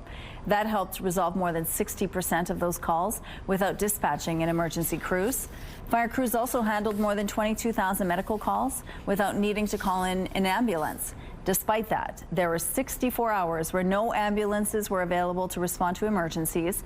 Fire crews also responded to just under 12,000 alarms and more than 1,000 structure fires in 2025. The Princess of Wales is back at Wimbledon, marking a major milestone in her recovery after cancer treatment. Kate surprised fans in the queue and attended matches from the Royal Box. She has slowly been resuming a fuller schedule of royal duties since announcing in early 2025 that she was in remission. Here's a look at what's happening now at Kenaston and Sterling Lion Way. It looks like things are moving well over here. It looks like a smooth drive so far. If you see any issues out on the street, send us a text at 10400. In entertainment news, from humble beginnings to a cultural wave maker, a documentary screening this weekend dives into the origins of the Winnipeg Folk Festival. It's called When We Became Folk Fest. People start getting up and dancing, and more people start getting up and dancing, and we're on stage and we're playing, and this is our second or third tour. The documentary brings together previously unseen footage from 1975, archival images, sound recordings, and interviews with key people and notable performers. When We Became Folk Fest is showing Saturday afternoon at Dave Barber Cinematheque, and it includes an introduction from filmmaker Kevin Nickel. Head over to davebarbercinematheque.com for tickets. Sometimes you just have to laugh it off, right? Anne Hathaway posted this video poking fun at herself in an apparent wardrobe blunder. She wore this red jumpsuit for the press tour for her new film, The Odyssey, in New York, and then noticed several articles saying she was wearing it backwards. Fans are commending her honor, her humor, and her confidence, with many saying they like this even better. So is today really the day that Taylor Swift and Travis Kelce tie the knot? The rumors are swirling. Some sort of preparations are happening, and Swifties are on standby. I feel so excited in a way that it's like a family wedding. Oh my gosh, all the Taylor Swift, all the Swifties out here rooting her on. Come on, she's gonna be a bride. According to people, quote, familiar with the planning, the wedding will happen today. And if you look at the action around Madison Square Garden, it's easy to believe. Barricades are up, and there have been many boxes of what looks like decor, alcohol, and even lobster meat going inside. Obviously, things have been kept under wraps and nothing has been confirmed. But the word on the street is that about 1,000 people will be inside Madison Square Garden for the event today, with the couple expected to exchange vows on the arena floor at 5:30 Eastern. Your primetime lineup today starts at 7 with Spring Break Murders. At 8, catch crime scene investigators. And Boston Blue wraps things up at 9 o'clock. It's all right here tonight on CTV. The CTV Live Eye is brought to you by Bath Fitter, your bath and shower experts for more than 40 years. 15 degrees currently here in Winnipeg. It's cloudy outside, winds gusting west at 5 kilometers per hour. The pressure is rising and the humidity is sitting at 96%. So yes, 15 degrees for us here. Across the province, we're dealing with these mid-cool temperatures. So beautiful start to the day. 15 degrees in Portage as well. Brandon at 14 degrees. Dauphin at 14 degrees, but I do want to put a note that they're experiencing some mist, according to Environment Canada, that will dissipate throughout the morning. Swan River at 13 degrees. Island Lake is also at 14 degrees. Our screen's just glitching here. Thompson at 12 degrees, with Lynn Lake at 12 degrees and Churchill 14 degrees. They're experiencing mostly sunshine up in the north for today. Now looking at our satellite image, as I mentioned before, we do have this low pressure system that's been forming out in the west and on the border of Manitoba in the south over here. So we do have that possibility of showers in the early morning, starting around 8 a.m. for us here in Winnipeg, as well as in Brandon. So most of southern Manitoba will be experiencing that. But in the north, plenty of sunshine on tap for them today. So again, as I said, 15 degrees by 8 a.m. with that chance of light precipitation in the form of rain, 21 degrees by the evening time, 21 degrees by the afternoon time with that risk of a thunderstorm, and 22 degrees by early evening at around 5 p.m. Now looking at our 7-day forecast, as I said, today our high is 23 degrees and we do have that risk of a thunderstorm today and tomorrow, but tomorrow we do have that beautiful high of 26 degrees. Our seasonal normal is about 25, so we're just going to be 1 degree higher than that. So it's going to be a pleasant day. Besides that, the rest of the week's going to be beautifully sunny. Besides Monday, looking at our Skywatch pick of the day from Kat, this beautiful moon, how gorgeous. Please keep the pictures coming at Winnipeg Weather at ctv.ca.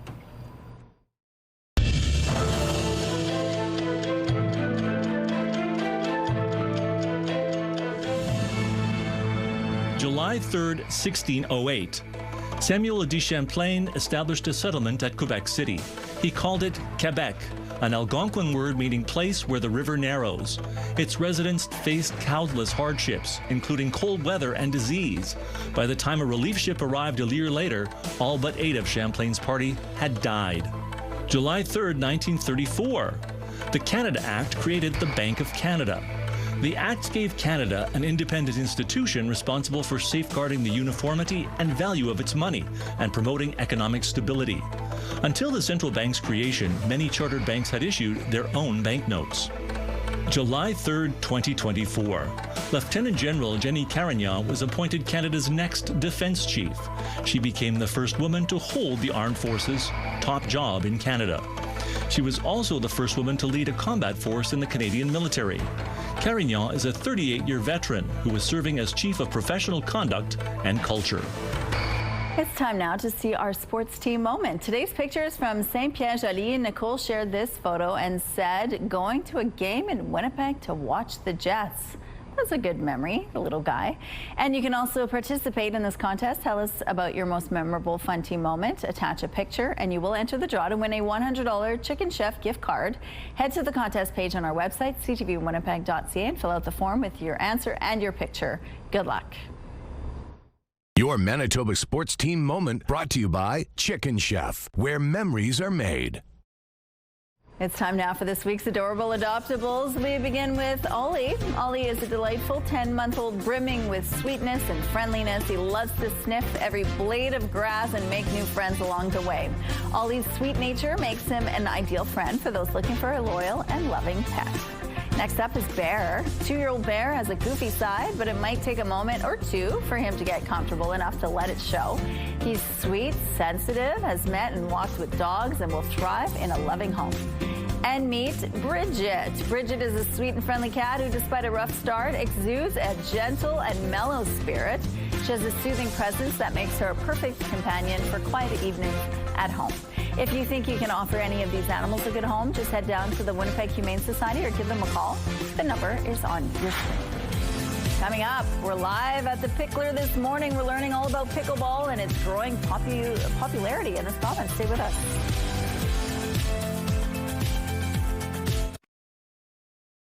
Let's go back now to Ainsley, who's live at the Pickler this morning. Brand new facility for pickleball enthusiasts, and we're going to learn the rules of the game now. Good morning, Ainsley. There's too many. I think that would be the only thing to deter me, but it's so much fun that I think I can get on board.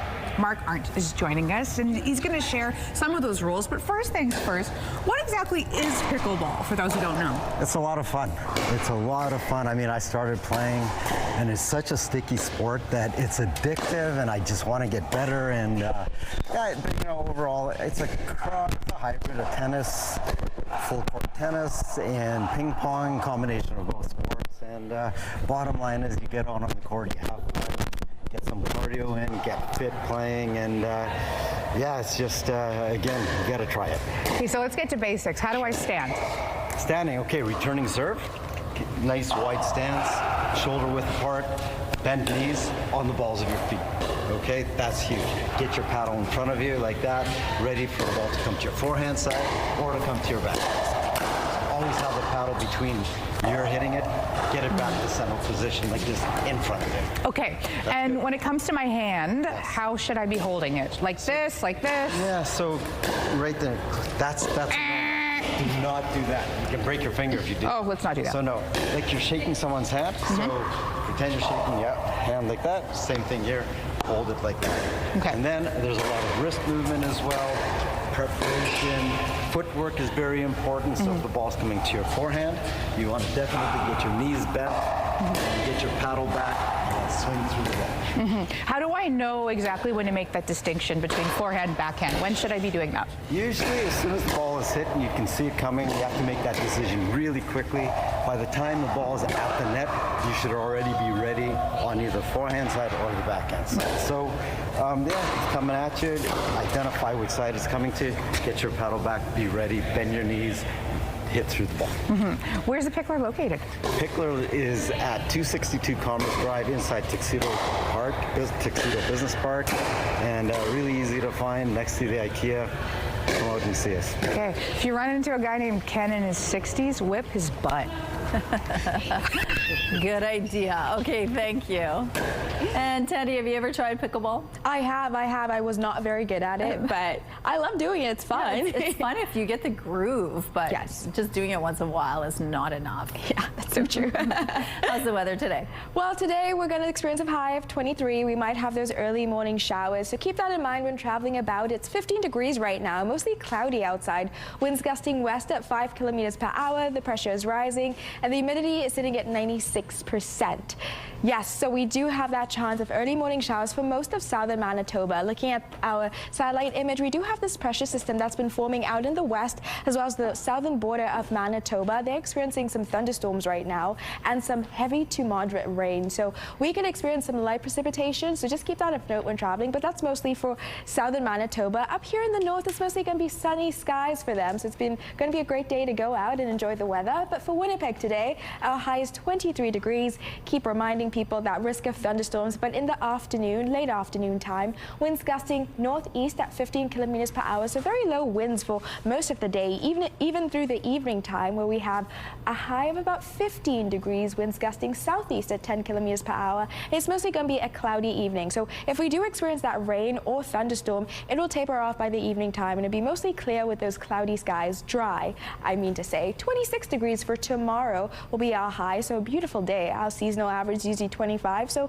1 degree higher than that. We'll experience some very light winds, but again, we do have that 30% chance of precipitation in the form of showers or a chance of thunderstorms, again, in the late afternoon, and again, those precipitations in the morning, so same as today as well. And then looking into your 5-day forecast, sunny skies for Sunday, which is what we want to experience. On Monday, we might get that rain, unfortunately, 30% chance according to Environment Canada, but the rest of the week's mostly going to be sunshine all day.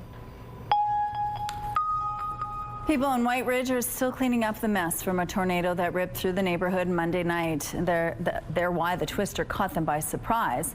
The Alert Ready system that is supposed to warn about extreme weather was silent that evening. Our security cameras started notifying us of a commotion about 10 o'clock at night, and we saw debris flying everywhere. We saw our neighbor's roof in our front yard. Jody Dare wasn't home Monday night, and while her security cameras may have informed her about the tornado, no weather alert came over her phone. It seems no one in White Ridge got an Alert Ready warning about a potential tornado. It was a different story June 9th when weather alerts rang out on cell phones across southern Manitoba, including in Winnipeg, although no tornado actually touched down here.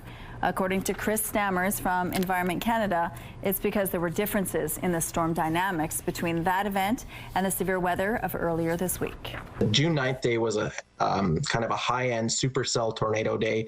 We had a tornado watch issued well in advance. The day on Monday was we weren't really expecting tornadoes because it was kind of more of a linear system that was coming in, and those aren't typical for tornado producers. Still, some in this neighborhood hope the weather agency will be able to do more in the future. Earlier this week, the Northern Tornadoes Project confirmed on social media that what hit White Ridge was indeed a tornado and assigned a preliminary rating of EF1 with a very narrow path of damage. A 16-year-old boy has been arrested in northern Manitoba after a social media user posted a video of himself threatening to live stream a shooting. RCMP say they arrested a teen in St. Teresa Point First Nation on Wednesday. Police say they seized 4 unsecured firearms and ammunition. The boy has been charged with uttering threats. The City of Winnipeg is considering mandatory ecological setbacks to help protect waterways and prevent soil erosion. A motion approved by the Water, Waste and Environment Committee directs the Public Service to report back on best practices across the country. It also asks the Public Service to study the feasibility of a minimum 90-foot setback for new development and redevelopment projects. However, councillors at Thursday's meeting noted that that's not a firm number, and they'll wait to see how other municipalities are addressing the issue. Councillors also want to get a better idea of exactly how setback requirements affect flood protection, erosion, biodiversity, and climate adaptation. The proposal still needs the green light from full council. Authorities in Spain have released new details and video related to the arrest of one of Canada's most wanted fugitives. Al Boivin was arrested 1 week ago in Marbella. Spanish authorities have confirmed to CTV News the video they released is of Boivin's arrest. He'd spent more than 3 years on the run from Quebec police. Boivin was wanted by the SQ for gangsterism, aggravated assault, and arms trafficking. A California man accused of sending a fake ransom note in the disappearance of Nancy Guthrie entered a guilty plea Thursday in a U.S. federal court. Derek Kalalia admitted to sending a ransom demand across state lines and using a telecommunications device to threaten or harass, which are both felony charges. He will serve 5 years probation as part of a plea deal. Guthrie is the mother of Today's Show co-anchor Savannah Guthrie. The 84-year-old was reported missing from her home near Tucson in February. St. Bernards have been patrolling this route for more than 300 years. I'm talking about the Great St. Bernard Pass in the Swiss Alps. St. Bernards started patrolling the pass as guard dogs. Their job eventually evolved into rescue. The most famous rescue dog is Barry the First, who has been credited with saving 40 lives. Barry is so famous, they built a museum in his honor. Barry Land has been open for 1 year now and still going strong. Just a reminder that due to our coverage of Canada's FIFA World Cup game against Morocco tomorrow, Kinsman Bingo will move to 8:30 a.m. The schedule change applies only to this Saturday, July the 4th. We have some road closures to remind you about this morning following the rush on Academy Road. The west and eastbound curb lanes will be closed from Ash to Cambridge Street. The southbound curb lane on Osborne Street will be closed from Roslyn to River Avenue. And the eastbound curb lane on Inkster Boulevard will be closed from King Edward to Keewatin Street. Let's look now at your gas prices. In Winnipeg, the average is $1.53. It's the same as it was yesterday. And the lowest price in the city is $1.44. All this info is on GasBuddy.com. The Price at the Pump is brought to you by the Kidney Foundation. Help by donating your car today. Here's a look outside. It's cloudy, 15 degrees. More Your Morning Winnipeg after this.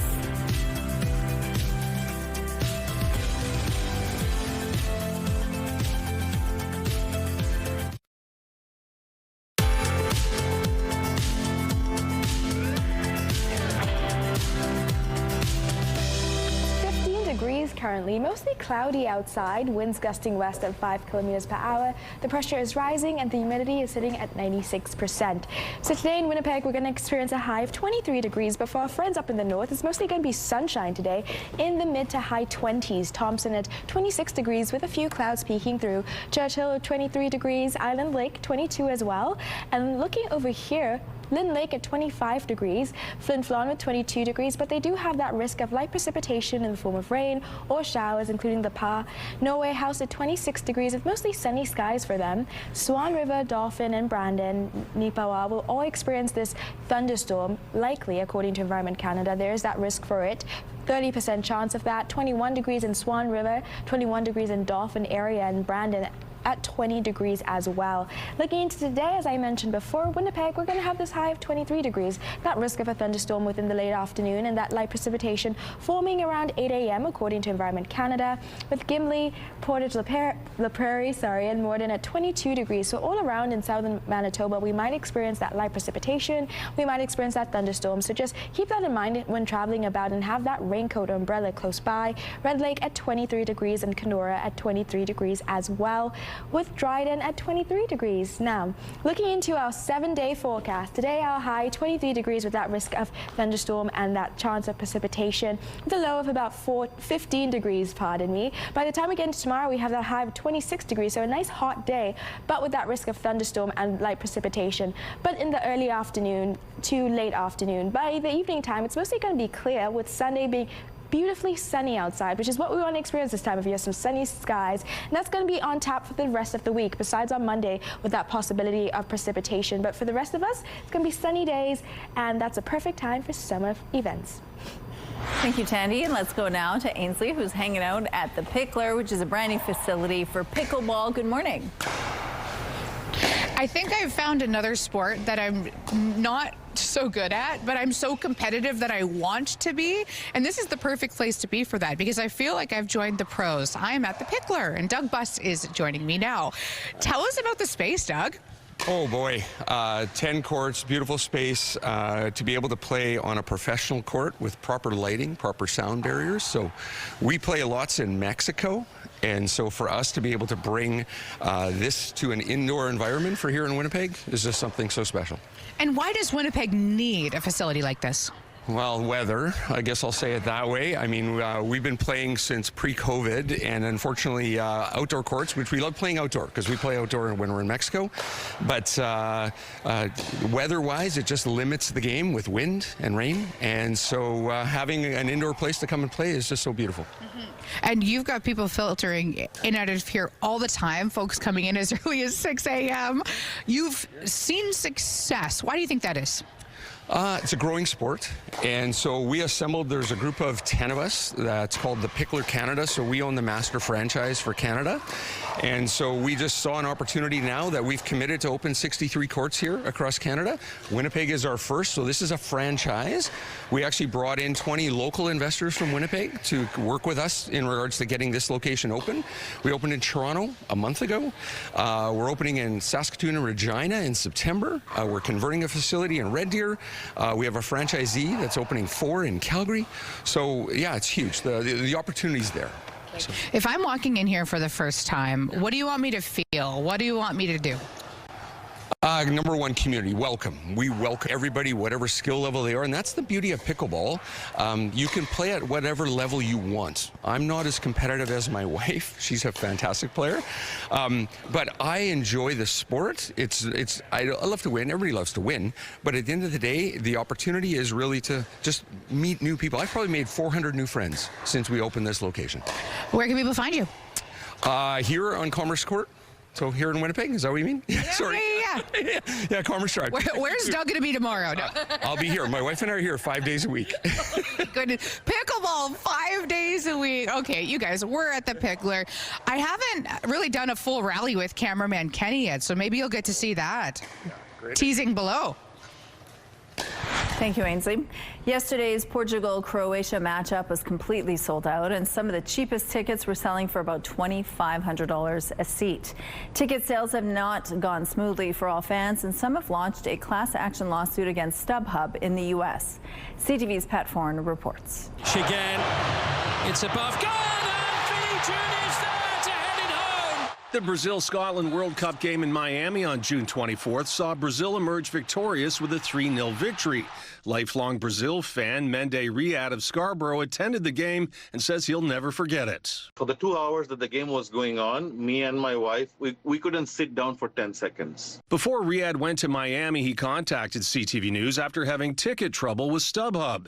He was ecstatic when he had the chance to see his favorite team. He bought 4 tickets through FIFA's website. When I received the email from FIFA, I literally couldn't believe it. It was huge. It was huge for me. Unfortunately, a family member couldn't go to the game, so he decided to sell one of the tickets on StubHub. It sold right away for $1,278. He got $821. Even though he received confirmation the ticket was delivered, the buyer later claimed it was the wrong ticket. After that, StubHub blocked Riyad's account and took back the $821. A company like StubHub, making judgment calls and assuming that I'm a scammer, that's very, very unfair. There have been many cases where soccer fans have been unable to get tickets or refunds from StubHub. In the U.S., World Cup fans have filed a class action lawsuit. Fans accuse the ticket reseller of failing to deliver tickets they bought on the secondary market. While StubHub offered refunds, fans say they wanted to go to the games and were stuck paying for airfare and lodging costs. Fans are seeking $5 million U.S. StubHub has not commented on the proposed lawsuit. As for Riyad, when CTV News reached out to StubHub, his case was reviewed and he was given back his refund of $821, which was great news for him. Thanks a lot to CTV for jumping in, taking this matter very, very seriously. Pat Foran, CTV News.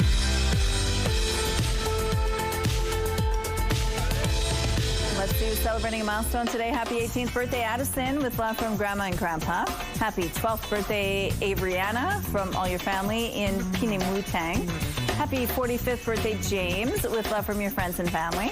Happy 80th birthday, Gord, much love from your family. And a happy 37th anniversary to Dale and Caroline from the Chartrand family.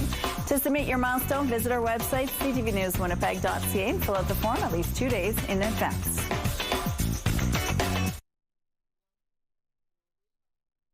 Weather is brought to you by Blinds Are Beautiful. Our new Hunter Douglas showroom is at 900 Lorimer. So this morning we're going to, today actually, we're going to experience a high of 23 degrees and a low of 15 degrees. Our seasonal average is about 25 degrees. Our high last year that was 32 degrees, so quite an intense heat last year, with the record being 29.5 degrees in 2021, and the sun is going to set at about 9:40 this evening. So currently it's 15 degrees. It's still cloudy outside, but that beautiful sunshine is beginning to peek through downtown Winnipeg so beautifully right now. Winds gusting west at 5 kilometers per hour. The pressure is rising and the humidity is sitting at 96%. I gotta say, coming outside right now, those clouds are beginning to clear the way for some beautiful sunshine, which is what we're going to experience for most of the day. A mix of sun and cloud with that risk of thunderstorm, unfortunately, in the afternoon time, as well as some light precipitation in the form of rain or showers throughout the morning. And that's going to be for most of southern Manitoba. But for our friends up in the north, it's mostly going to be sunshine all day with the high 20s all across. So it's going to be a beautiful time for them. I do want to note in the Dauphin area right now, they are experiencing some mist that is likely to dissipate throughout the morning, according to Environment Canada. But today we do have that chance for precipitation. But again, Mother Nature can change on us at any point. That happened on Wednesday when I was expecting maybe a thunderstorm or some rain, and we mostly had clouds and sunny skies. So that could be on tap for us for the rest of the day. So just keep that in mind and just always have a raincoat just in case, because you never know with Mother Nature. If you want to learn a new skill that has deep roots in Manitoba's history, the University of Winnipeg is hosting the July Bead Club. The club is a partnership between the University of Winnipeg's Indigenous Student Services Centre and the Manitoba Métis Federation's Métis Inclusion Office. And joining us now is the Red River Métis Inclusion Coordinator at U of W, Candice Allard. Good morning, Candice. Good morning. Thank you so much for joining us. Now tell us a little bit about beading. This isn't something that you've been doing a long time. You learned this about 4 years ago. Tell us a little bit about how you got started. Yeah, so I learned to bead at the university. I had students that were wanting to learn how to bead, so I got someone in to teach us to bead, and I caught on pretty quickly and learned a bunch of different techniques and how to bead different items. So 4 years ago you started this, but there's a long history of beading in the Métis population here in Manitoba. What have you learned about that history? I learned that it is a great way to decompress. A lot of students will come in between classes when they need to just take a break. Yeah, take a break, get their mind off of the stress. And why do you think it helps you decompress? I think because you're focusing on creating your, like you're in tune with your culture.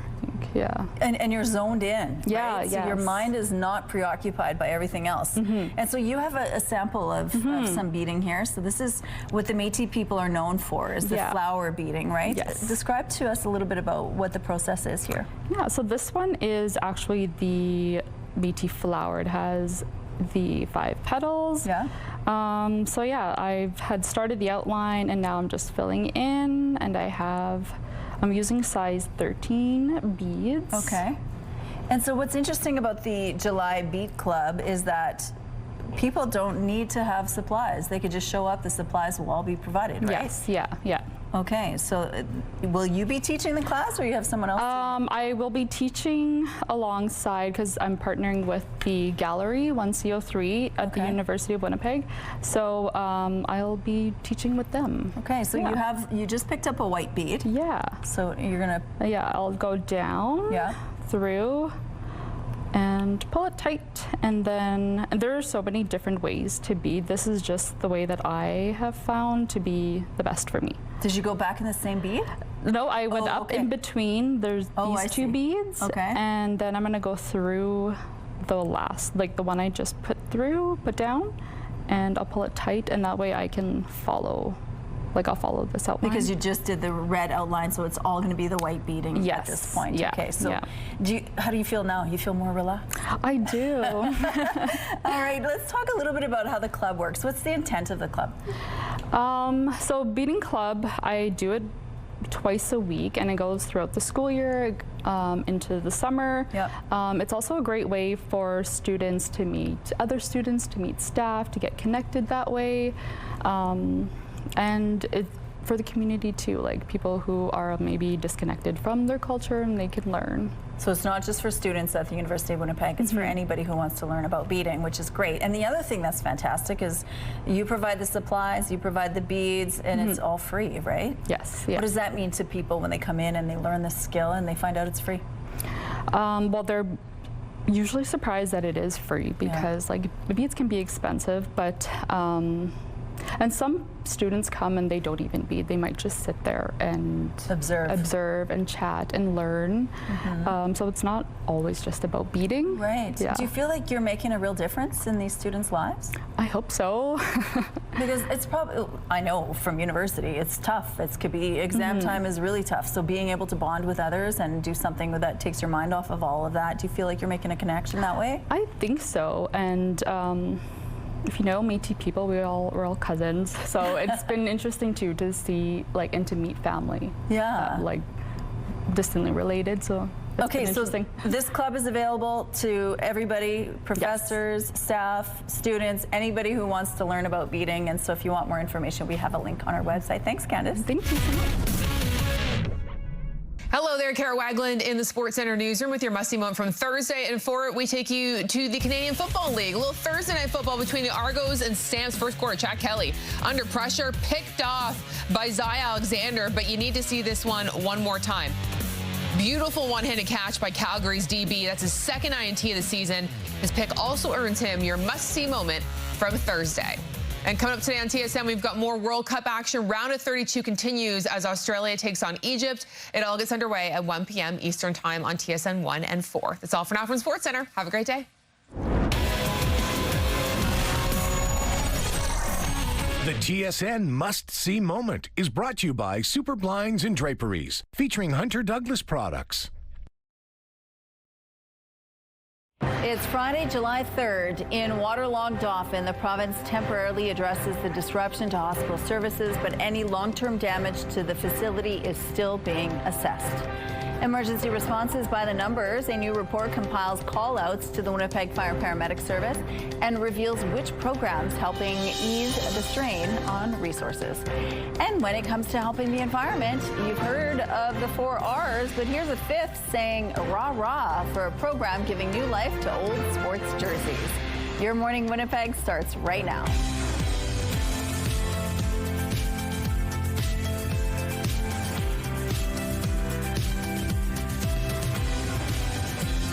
Happy Friday. It's 8 o'clock. Thank you so much for being with us here on Your Morning Winnipeg. There's a lot of people in this province right now that are dealing with the water flooding issue. Many are in a state of emergency. Others are stranded, like in the Duck Mountains. So we're going to speak with the mayor of Swan River, which are dealing with a lot of flood damage, and as well as a cottager who is in Duck Mountain right now and has been stranded there since Tuesday. The roads are all washed out.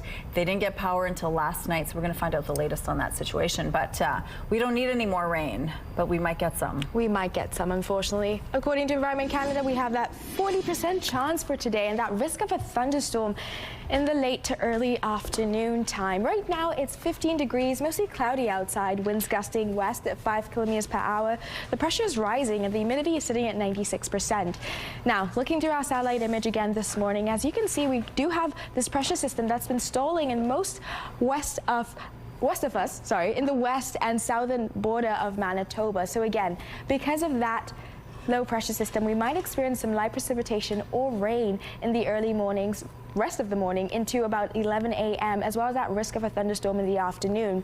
Now, looking further here, as you can see, it's mostly going to affect southern Manitoba. We're going to mostly be affected, but for northern Manitoba, it's mostly going to be sunshine today for them. Sunshine, good time for them. Unfortunately for us, that will be the case on Sunday, but it's going to continue to taper through into Saturday as well. By the evening time, however, it will clear up for today in the evening, but as you see again from the west point, that low pressure system is likely to taper into Manitoba Manitoba, southern Manitoba again for tomorrow. So that's why we have a 30% chance of showers for tomorrow as well, and today with that risk of thunderstorm for both days. So you want to keep that in mind when traveling. But by the evening time, it's going to clear out. So it's going to be mostly clear outside. By the time we get into Sunday, it's going to be beautifully clear with sunshine on tap for us. Unfortunately, for our friends in the north, then they might experience some rain or precipitation with the risk of thunderstorms. So we're kind of just going to be exchanging in a sense. Today, our high is going to be 23 degrees. Tomorrow, 26. Sunny skies on Sunday. Unfortunately, Monday, maybe some rain, but the rest of the week is going to be sunshine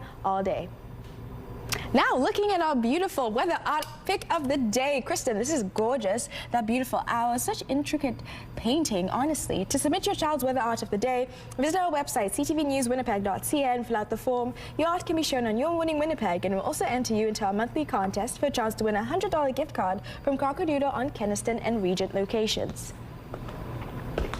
The weather art of the day is brought to you by Crocodile Paint Your Own Pottery, now open on Regent and Keniston. The Premier toured the flood-ravaged Parkland region Thursday as officials try to gauge the extent of the devastation. We don't know the extent of damages yet. I mean, we've got people that are landlocked, people that cannot get out of their houses right now. So we have to make sure that, first of all, that they're safe. But the reality is that we're doing whatever we can to make sure that people can get access, make sure that they're safe, and we thank the province for their contribution. That's Ernie Sersky, Reeve of the RM of Dauphin, who says they have confirmed around 200 roads are washed out in that area alone, although he expects the true number is double that. He was speaking after a meeting with other officials and the Premier, who was touring the region Thursday. Wab Canoe also got a look inside a new mobile medical clinic that's been set up across from the Dauphin Regional Health Centre. 54 patients, 53 adults and 1 infant had to be moved out of the facility after it lost power, and flooding in the basement compromised the backup generators. An official with the health centre says lots of specialized equipment has also probably been destroyed. We have very limited services right now in Dauphin. We, because of the power outage, we are lacking access to diagnostic services. So really we have physicians and nurses who can do a primary assessment, and we would rely on our ERS partners to transfer patients to the nearest and most appropriate emergency department based on the patient's care needs. Premier Wab Canoe says if you are stranded and need medical attention, call 911 and someone will come to you. Also on Thursday, Canoe said the province has put up $5 million through the Disaster Financial Assistance Program, so municipalities can access money quickly and get started rebuilding. Canoe hopes people's lives will begin to return to normal in the coming days and weeks, provided Mother Nature calms down. Meanwhile, the Federal Minister of Emergency Management, Eleanor Olszewski, says her department has received a flooding aid request from Manitoba.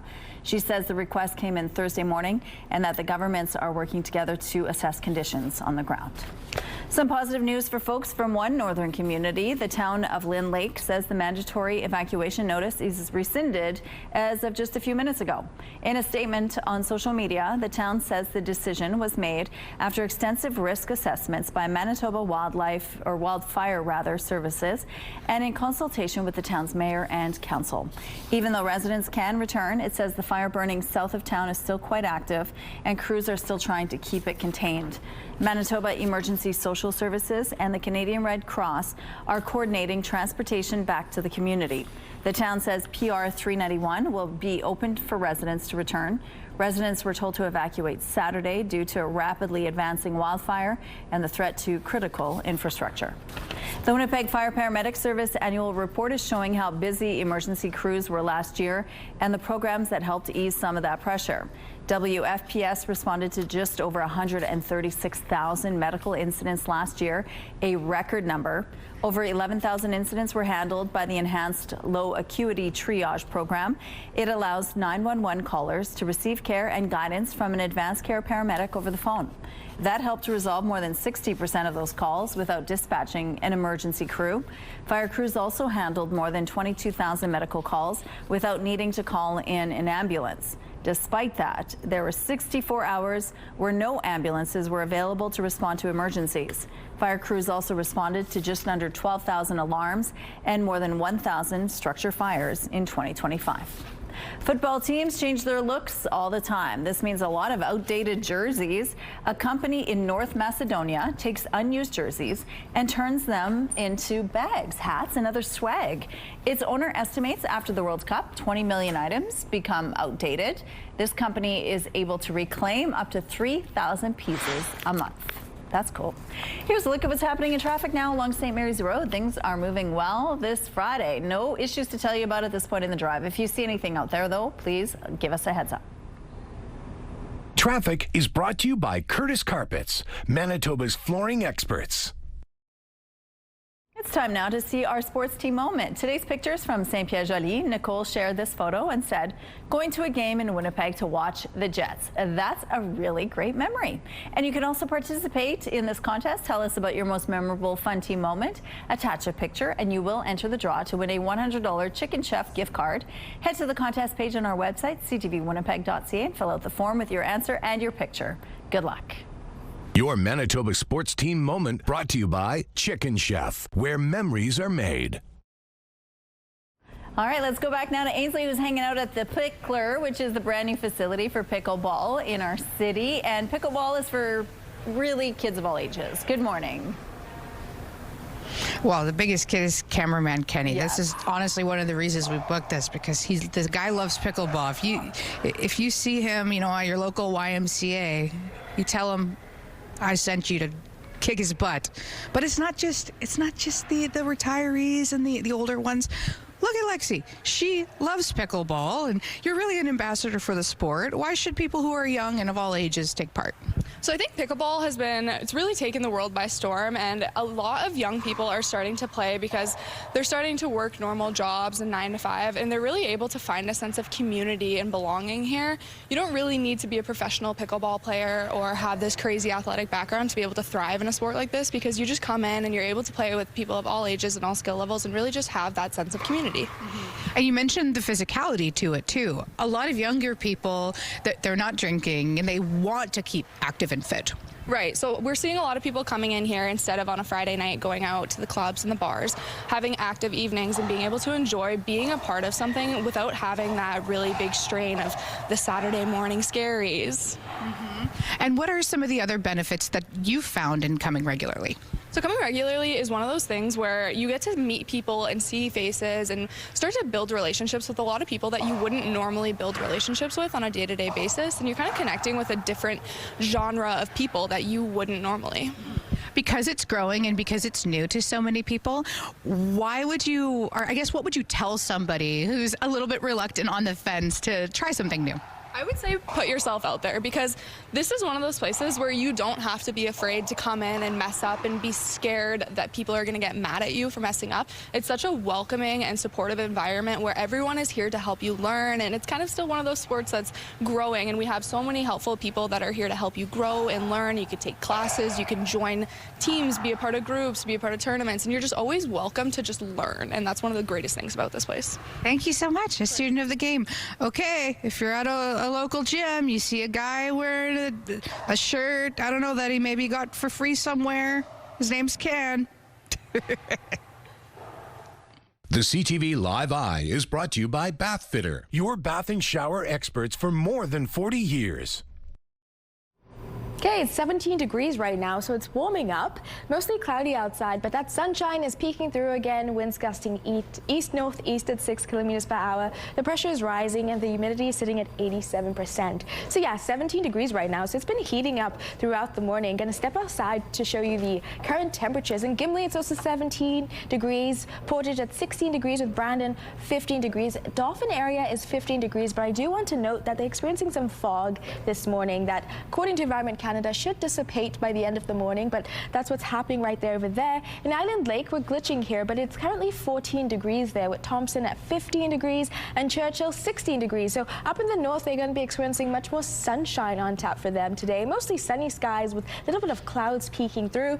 Now, as I mentioned before, we do have this low pressure system that's been stalling all morning. It actually started in the early hours of the morning out in the west and the southern border of Manitoba, and that might taper in for us today, and that's why we have that 40% chance of showers for us today. They said 40% of showers according to Environment Canada for 8 a.m. It's 8 a.m. right now and there's no showers outside. So we might be in for a good day with just sun and cloud. But again, Mother Nature switches on us. 15 degrees.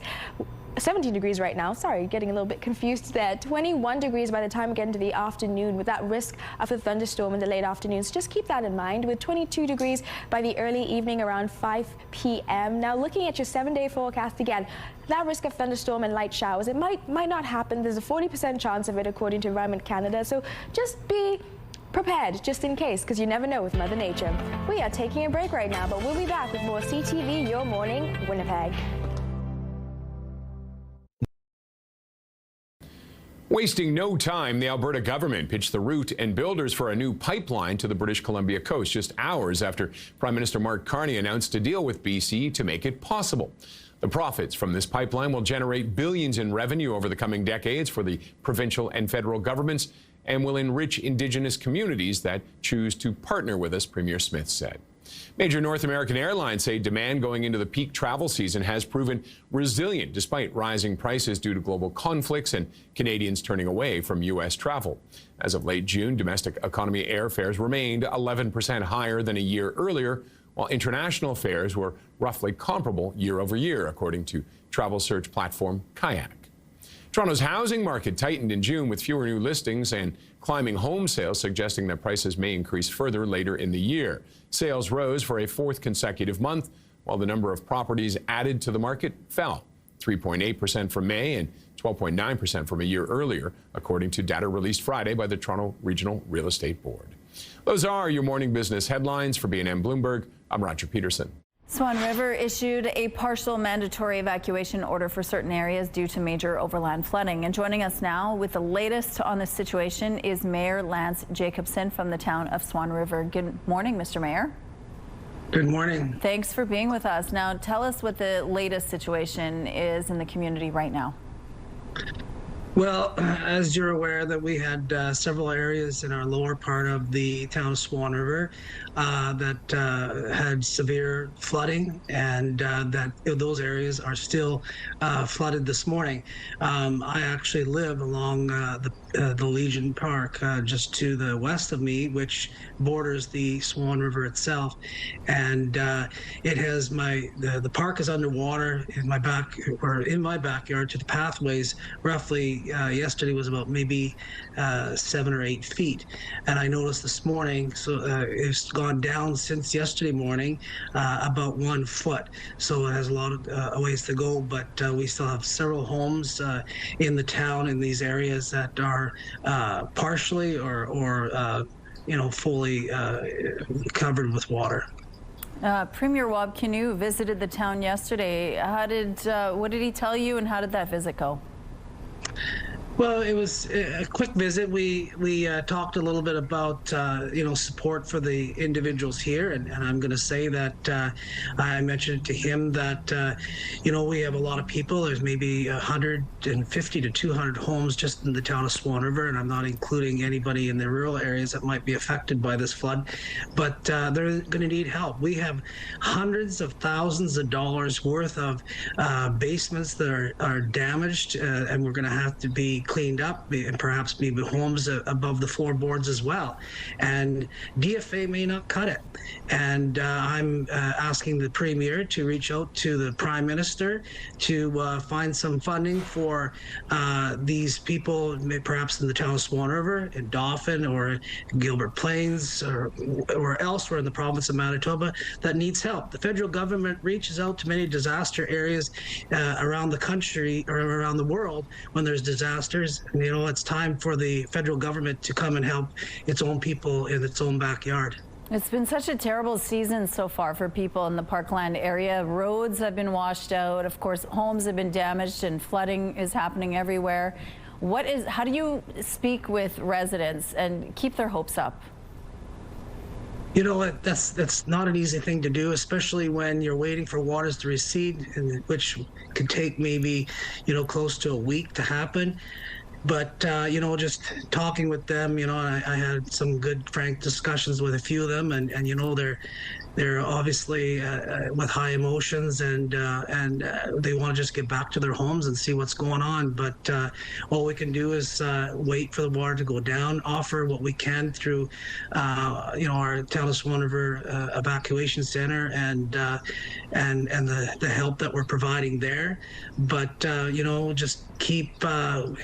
Unfortunately, we have to wait for this water to go down, and this is probably the worst part is the waiting game for us to be able to get into those homes and start to do the work, the real work that's yet to come for several weeks and several months. Is there anything that Manitobans can do right now to support you in your time of need? Well, you know, there's been several people that have been donating through either it was clothes yesterday or needed items, even up to, you know, pet food and all that kind of stuff. That's been kind of rolling in. It kind of got maxed out yesterday, so I think they're pretty good until we do another call out for help for that in the coming days or weeks. But there's also been some financial contributions that have been made to help some of these, but it's going to take a lot, and this is quite a devastation that we have going on here for several residents here in the Swan Valley. Well, we're thinking of you, and we're hoping that this water recedes as quickly as possible. Thank you, Mr. Mayor, for your time today. Thank you. Okay, so it's cloudy a little bit outside, but that sun's beginning to peek through even more. So partly cloudy for us, 17 degrees right now, winds gusting east-northeast at 5 kilometers per hour. The pressure is rising and the humidity is sitting at 87%. So yes, the temperature has increased quite dramatically. We were at like 13 degrees earlier, now it's 17 degrees, and that's kind of what we have on tap across the province. It's going to be this mixed bag of sun and cloud. For southern Manitoba, we do have that risk of light precipitation in the form of showers or rain. Environment Canada said it would start in the early hours of the morning. It's 8 a.m. right now, past 8 a.m., which is what they predicted, and there are no showers for us here downtown, so fingers crossed on that. Just keep that in mind just in case. We also have that risk of a thunderstorm in the afternoon for most of southern Manitoba, but again, with it not showering right now, it might change according to Mother Nature, because she changes on us at any instant. Most of northern Manitoba are going to experience lots of sunshine on tap for them today. That'll be us mostly for Sunday and hopefully tomorrow, depending on whether it showers or not. 30% chance of that according to Environment Canada. So just be prepared, because the weather changes at any instant. Now, looking at our beautiful sky watch pick up the day, it's a beautiful moonlight. How gorgeous is that? Thank you so much, Kat. We're taking a break right now, but we'll be back with more CTV Your Morning Winnipeg. Weather is brought to you by ABC Fire and Safety, your CO2 refill store.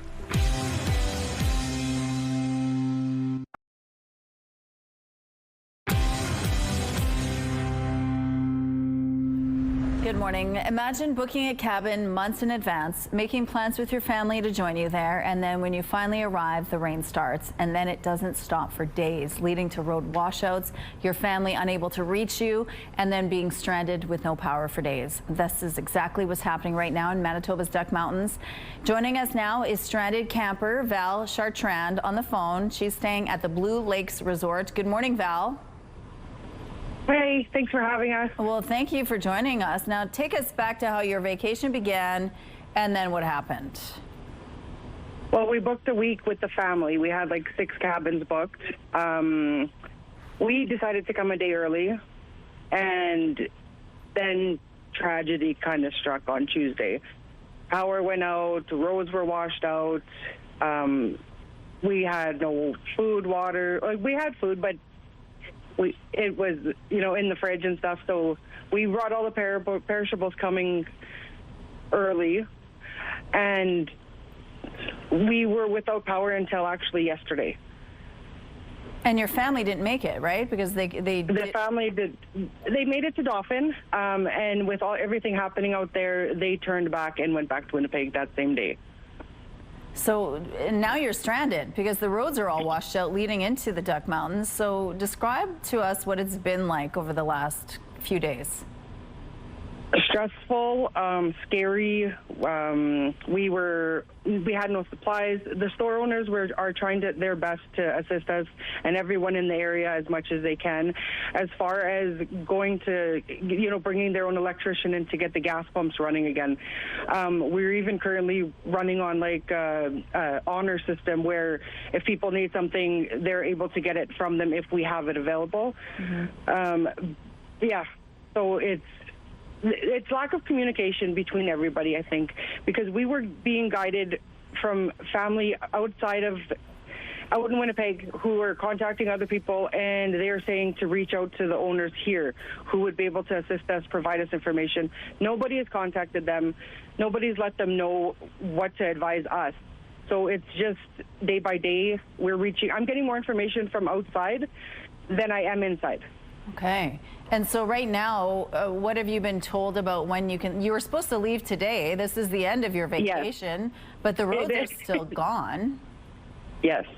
So what's... all I've heard so far is possibly next Friday, but it could even be longer. But I mean, if we can get a time frame, an actual one, that would be perfect. Something that we can work with. Like, we're going to be missing work. We're not going to be able to go back. Like, we don't know what's going on. So being able to know something would be great. Okay, so if the government officials are watching right now, what message do you have for them? Please inform us on how long this is going to take. Like, how long are we bunkering down? Like, the food supplies that they provided us, because they did come around, get our information, what medications are needed, what food we are needing. They did bring some stuff. So for the past week, we had no food, we had no water, we had no power, so we weren't able to do really much. Now that we have all this stuff, all we need is a time frame. Like, please let us know. Yeah, all right. Well, Val... Communication. Communication. Well, thank you for communicating with us today, and hopefully things get resolved really quickly for you and you don't run out of supplies. Thanks, Val. Here's a look outside right now on Notre Dame Avenue. Things are moving well here. We're going to take a break. We're going to be right back after this.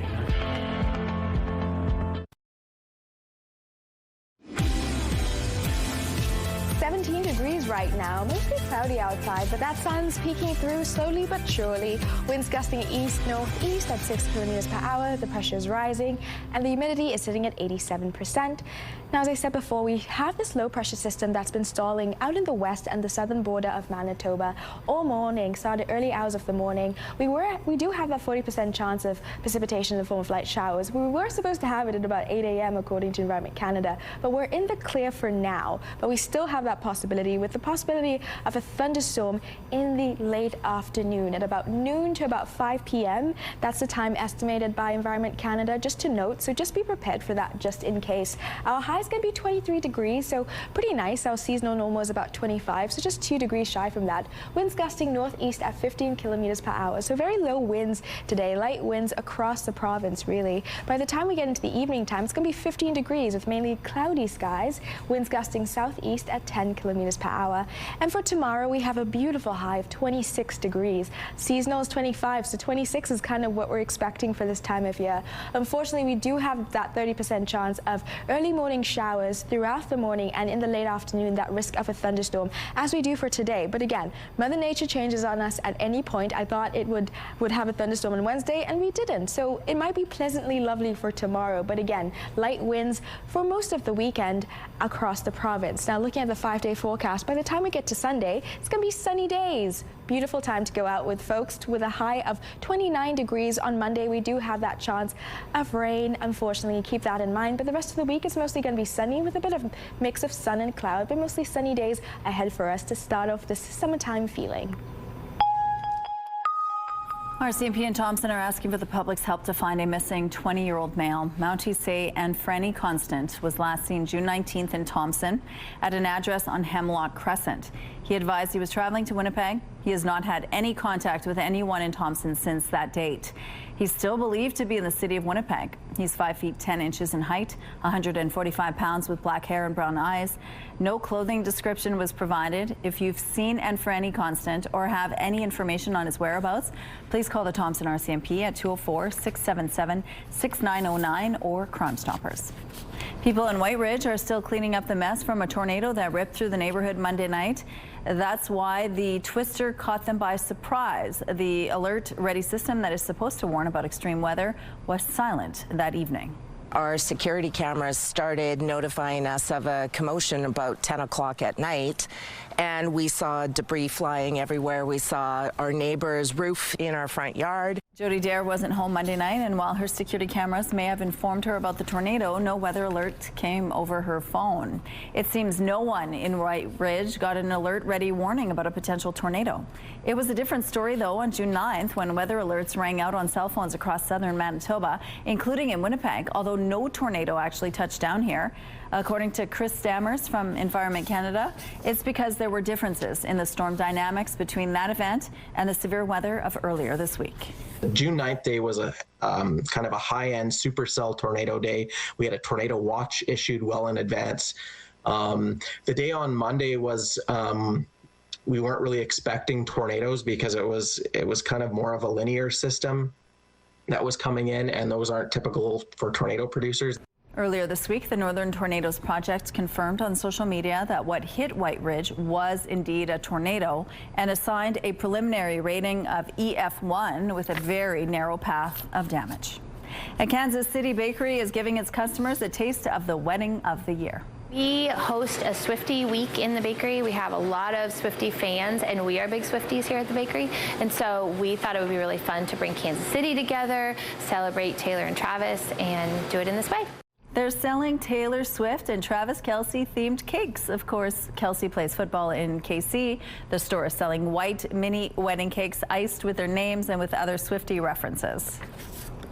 A First Nations group is eyeing a 6,000-seat arena in South Winnipeg to attract a professional or junior sports team. Treaty 1 First Nations wants to study the possibility of building a large arena at Nawi-Odena, the former Kapion Barracks site. But as CTV's Jeff Keel shows you now, there may be hurdles in the way. This empty piece of land at Taylor and Kenaston could one day be home to a large arena. We really looked at what we could do to attract sports teams in any venture. The Treaty 1 Development Corporation is exploring the possibility of building a 6,000-seat arena at this section of Nawi-Odena, the former Kapion Barracks. There would also be 1 or 2 community practice rinks where the city could rent ice. The hope is this could attract a professional or junior sports team to play here. Examples include a Western Hockey League return or the National Lacrosse League. Lacrosse is a huge game to First Nations, and that's something we might look at. Of course, for the WHL, you need to find a partner and see if that's possible. A City Hall committee approved $95,000 towards a $128,000 feasibility study for the plan, but not for a 6,000-seat arena. River Heights Councillor John Orlico says the city can't put any money into this type of project because of a non-compete clause with the big players in town, True North Sports and Entertainment. Orlico says the study will only look at twin community rinks. You can't build like a 6,000-seat arena with city money. So even a feasibility, which I thought was ridiculous, but that's the way it is. Treaty 1 says if the large arena is not doable, they would still move ahead with a community arena plan, as ice time in Winnipeg is always in demand for hockey games, practices, and skating. If it doesn't work, we are still going to pursue 2 pleasure rinks at minimum. It might then translate to 3 pleasure rinks. Jeff Keel, CTV News, Winnipeg. Okay, let's take a look outside now on Donald Street. Look at that. Traffic volume's quite light at this point in the drive. If you see any problems out there, though, please send us a text to let us know. Here's a look at your gas prices. In Winnipeg, the average is $1.53. It's the same as it was yesterday. The lowest price in the city is $1.44. All this information is on GasBuddy.com. The Price at the Pump is brought to you by the Kidney Foundation. Help by donating your card today. It's time now for your answers to our question of the day. We wanted to know, have you discovered any new sports recently? Lamont says, well, I never knew that curling existed until I moved here back in 2008. And Susan shares she doesn't play any sports, but we play cribbage. Thank you so much for your responses. Question of the day, brought to you by Provivo, Manitoba's #1 cool sculpting clinic, science-backed body contouring. And so many people have discovered pickleball in this province, and Ainsley's hanging out at its brand new facility called Pickler. Good morning. I think I understand why so many people are into this, Rochelle. It builds community, and I'm truly having so much fun this morning. I'm joined by Stan Lipnowski. Stan, why do you come back every time? Because this is addicting, and it's an amazing sense of community, as you heard before. It's physically great. As a retiree, it builds a social community. You make new buddies. You love spending time with them, and we get to do a lot of trash talking on the court, which is always fun. Are you any good? Depends who you ask. Always trying to get better. That's the important thing. Anybody can pick up this game, but it takes a lot of talent to get really good. And as long as I'm just advancing every few months, I'm happy. And when you say pickleball, I think a lot of people go, oh, it is for seniors. There's a lot of older people, but you must come here and see people of all ages. Certainly when I started 4 years ago, it was for the senior crowd, but now coming here, you see so many younger people, and it's so incredibly inspiring to see them take up the sport and watch how well they play and how they can really teach you some lessons. I've just been a spectator today, but it does look physically demanding. Is that true? Pick up a paddle. Join us. Well, I did earlier, but it was just kind of fun. It wasn't competitive. That's what it is. It's a lot of fun. And it's a very welcoming community. We like to have new people join us. What are some other reasons people should join? Maybe benefits that someone at home might not be thinking about? Well, there's the social aspect, which goes along with mental health. It gets you out in these horrible climates in the winter. You can play outdoors, you can play indoors. It's good for movement as you get older, for balance. It's good to bring your heart rate up. So it's got a lot of physical and mental benefits. And do you have any, because you did say it's challenging, you did say that you're kind of feeling yourself getting better. Do you have any tips in terms of the game itself? Well, coming here as part of the membership, you get free coaching lessons, which has been incredibly helpful. The people are so accommodating. They just want you to have a better experience every time you come here. So shout out to the coaches and the staff here for making this a worthwhile place to come. Just get out on the courts. The more time you're out here, the better you'll get. Was that a bit of a cop-out? Because I said, what's some tips? And you said, you're going to have to hire a coach. Tips? Well, no. I'm joking. There's always YouTube, but these guys are better than YouTube. One-on-one is a fantastic thing. I'm just messing around with you. We're having fun. Everybody else does. It's Friday. Okay. We'll see you guys on Monday. Thank you, Ainsley. Let's go out to the rooftop. How's it feeling out there? You know what? It's 17 degrees right now. It feels a little warm. I'm feeling warm. That sun is trying to peek through slowly, but we do have quite intense cloud coverage right now. So partly cloudy for us here in downtown Winnipeg. Again, 17 degrees, winds gusting east-northeast at 6 kilometers per hour. The pressure is rising and the humidity is sitting at 87%. I'm feeling more of that sunshine warmth right now. I can see it trying to come out through the clouds, and it will. We'll have that mixed bag of sun and cloud throughout the day. Not as cloudy as it was yesterday, but still quite some intense clouds for us throughout the morning time and partially into the late afternoon time. Warning for southern Manitoba. We do have that risk of a thunderstorm in the afternoon, as well as that chance of light precipitation. We're supposed to have received some right now at about 8 a.m. according to Environment Canada, but for now we're still safe. So fingers crossed, our friends in northern Manitoba are going to enjoy dry conditions and mostly just sunshine for them today. So a great way to kick off Friday vibes. I do want to put a note out in Dauphin. They are experiencing some fog right now according to Environment Canada, but it's likely to dissipate throughout the morning time. So just another thing to keep in mind. So again, as I keep saying all the time, grab that raincoat and umbrella just in case, because Mother Nature switches up on us. We're taking a break right now, but we'll be back with more CTV Your Morning Winnipeg. Weather is brought to you by Canadian Footwear, helping you find the perfect fit.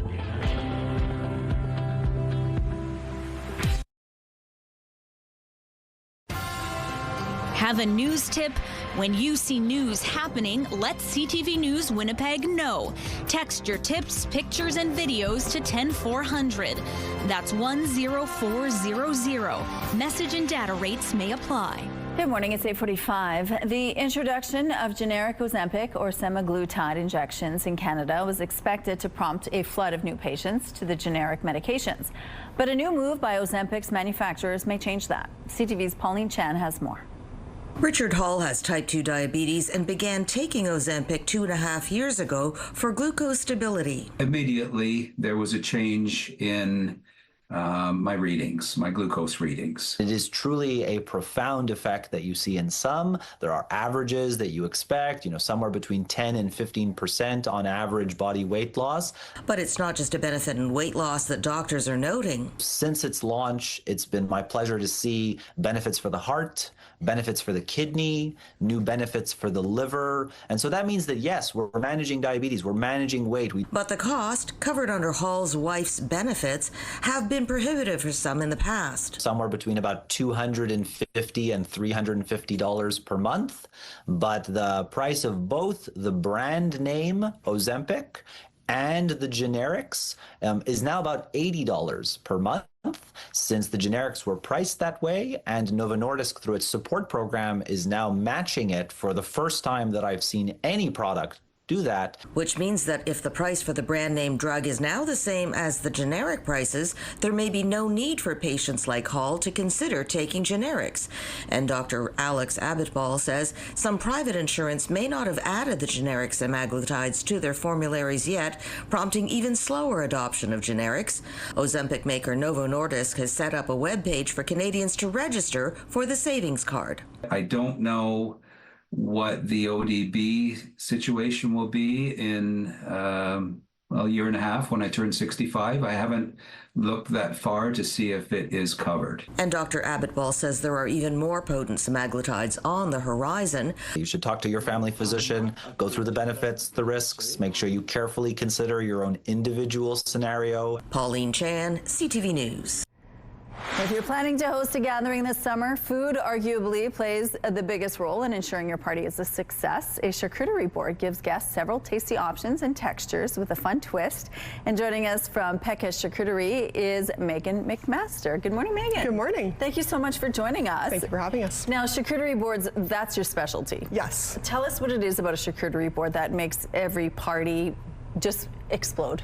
I think that there's something for everyone on a charcuterie board. So there's meats, cheeses, your fresh fruits and veggies, just something for everyone. And it's an easy way for you to host and be able to kind of get everyone's dietary restrictions as well into consideration. And people love them. People love them and they look beautiful. Yeah, and why do you think they're so popular? I think they look really good. It looks like you've put in a lot of effort into your event.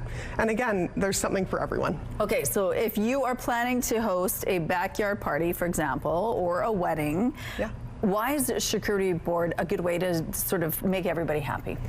Well, especially in season right now because of all the nice fresh fruits and veggies that we have available to us. It looks beautiful, especially if you're doing a wedding. The huge spread, it looks very luxurious. And again, something for everyone, and everyone's always happy when they walk up to a big, nice graze. So you want your charcuterie board to look different than the one you would prepare during the winter months, right? I think so. I think in the winter, especially in Winnipeg, we have a little bit less of the fresh fruit especially. So when it comes to summer, you get your beautiful, cherries, lots of color in your board, and it kind of just pops a little bit. Okay, we got to talk about this cart before we get to what you brought here, because this cart, you bring this to parties. Yes. People can actually hire you and you take care of the rest, right? Absolutely. So this cart actually folds down. So we truck it to your event, wedding, backyard party, corporate event, whatever it is.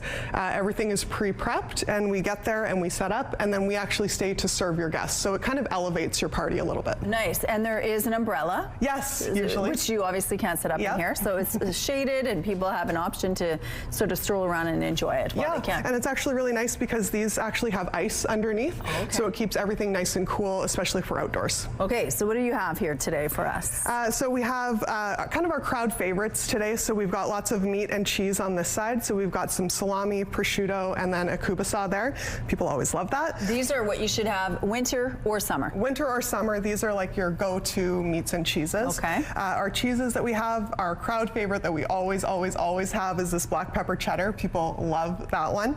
We also have a Monterey Jack jalapeno, really good. Yum. And then a smoked Gouda. So just some different flavors and textures in there. Okay, what else? This is the seasonal stuff, I take it? So we've got lots of nice, beautiful colors on this side. So tomatoes, some BC cherries, got to get the Canadian cherries, grapes, and then cucumbers, as well as some dried fruits, just dates, and then some pistachios as well, just to round it out. So you have lots of options. A little crunch. A little crunch, a little salt. It's always really nice. Okay, and then the crackers, they're sort of like easygoing, crowd pleaser kind of thing. Absolutely, and we can do gluten-free and things like that as well, so you can kind of, again, cater to all your guests. Okay, and any other advice on how people should plan ahead for something like this, especially if they're having either a small crowd or a large crowd? What's the best formula? Yeah, I would say that you want to take into consideration how many guests you're going to have and prep as much as you can in advance. So as soon as your guests are arriving, you're ready to go and you're not stressed out leading up to that. So leave them in a Ziploc bag in the fridge? Yep, put them in a Tupperware container, cut them up earlier that day or the day before, and then closer to your event, you can arrange it beautifully and put it out for your guests. And then if you need to top up, you can always go back to the fridge and do so. Okay, and that's that's the final product here? Yeah, so this would be kind of if we're serving you what your guests might end up with. So you've got your crackers, their meat and cheese options, and then whatever fruits and veggies and nuts that they end up choosing. Look how beautiful this looks. So cute. Yeah, absolutely. Yeah. Great party in the summertime. Thank you so much for this. Thank you.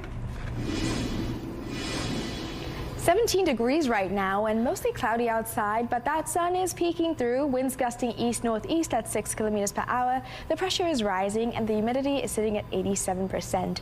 So for today, our high is going to be about 23 degrees. We do have that 40% chance of showers or light precipitation in the form of rain, as well as a thunderstorm in the late afternoon. But again, it was supposed to start showering around 8 a.m. today. It hasn't started showering yet, so Mother Nature could switch on us at any moment. So just keep that in mind when traveling about. Just have that raincoat, umbrella with you just in case. And for tomorrow, 26 degrees as well. We do have that risk of a thunderstorm within the late afternoon, but a very nice high of 26. Our seasonal is usually 25, so it will just be 1 degree higher than that. And into Sunday, it's going to be mostly sunny skies, which is what we want to expect for those summertime vibes. Even if you're hosting that summertime backyard event with those with that lovely food. And looking to the rest of the week, it's mostly sunny besides Monday. I know I see that light precipitation that might happen in the form of rain for Monday, but mostly sunny skies for us. Now we are taking a break. We'll be back with more CTV Your Morning, Winnipeg.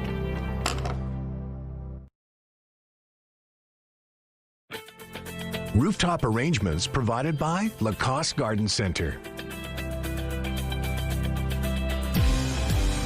Salon services provided by Essentique Spa Salon. Before we say goodbye this Friday morning, we're going to show you some fun video. A woman tried to be an influencer, but her interview guest ended up stealing the show. I'm here with Mr. Siegel today. Buongiorno, Mr. Siegel. Oh, she was holding a tiny microphone and walked up to a seagull perched on a rooftop balcony. Before she could get another word in, the bird snatched the mic right out of her hand and flew off. One person joking in the comments, he's a Sky News reporter now. Maybe even a good traffic reporter. Yeah. Now, electric vehicles were so quiet that they were told to add a sound for when they backed up, and this guy nails it. Can I show you my impression of an electric car backing up?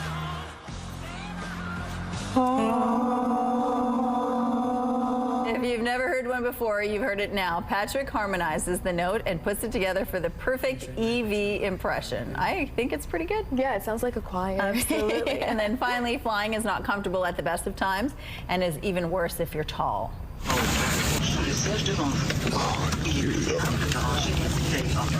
Brian is 6'7" and barely fits in the plane's cabin. His knees bang up against the seat in front of him when he sits, and when he has to use the bathroom, he can't even stand up straight. Definitely doesn't fit in economy. No kidding. I would dread traveling. Yeah, not much fun. Have a great weekend. We'll see you Monday.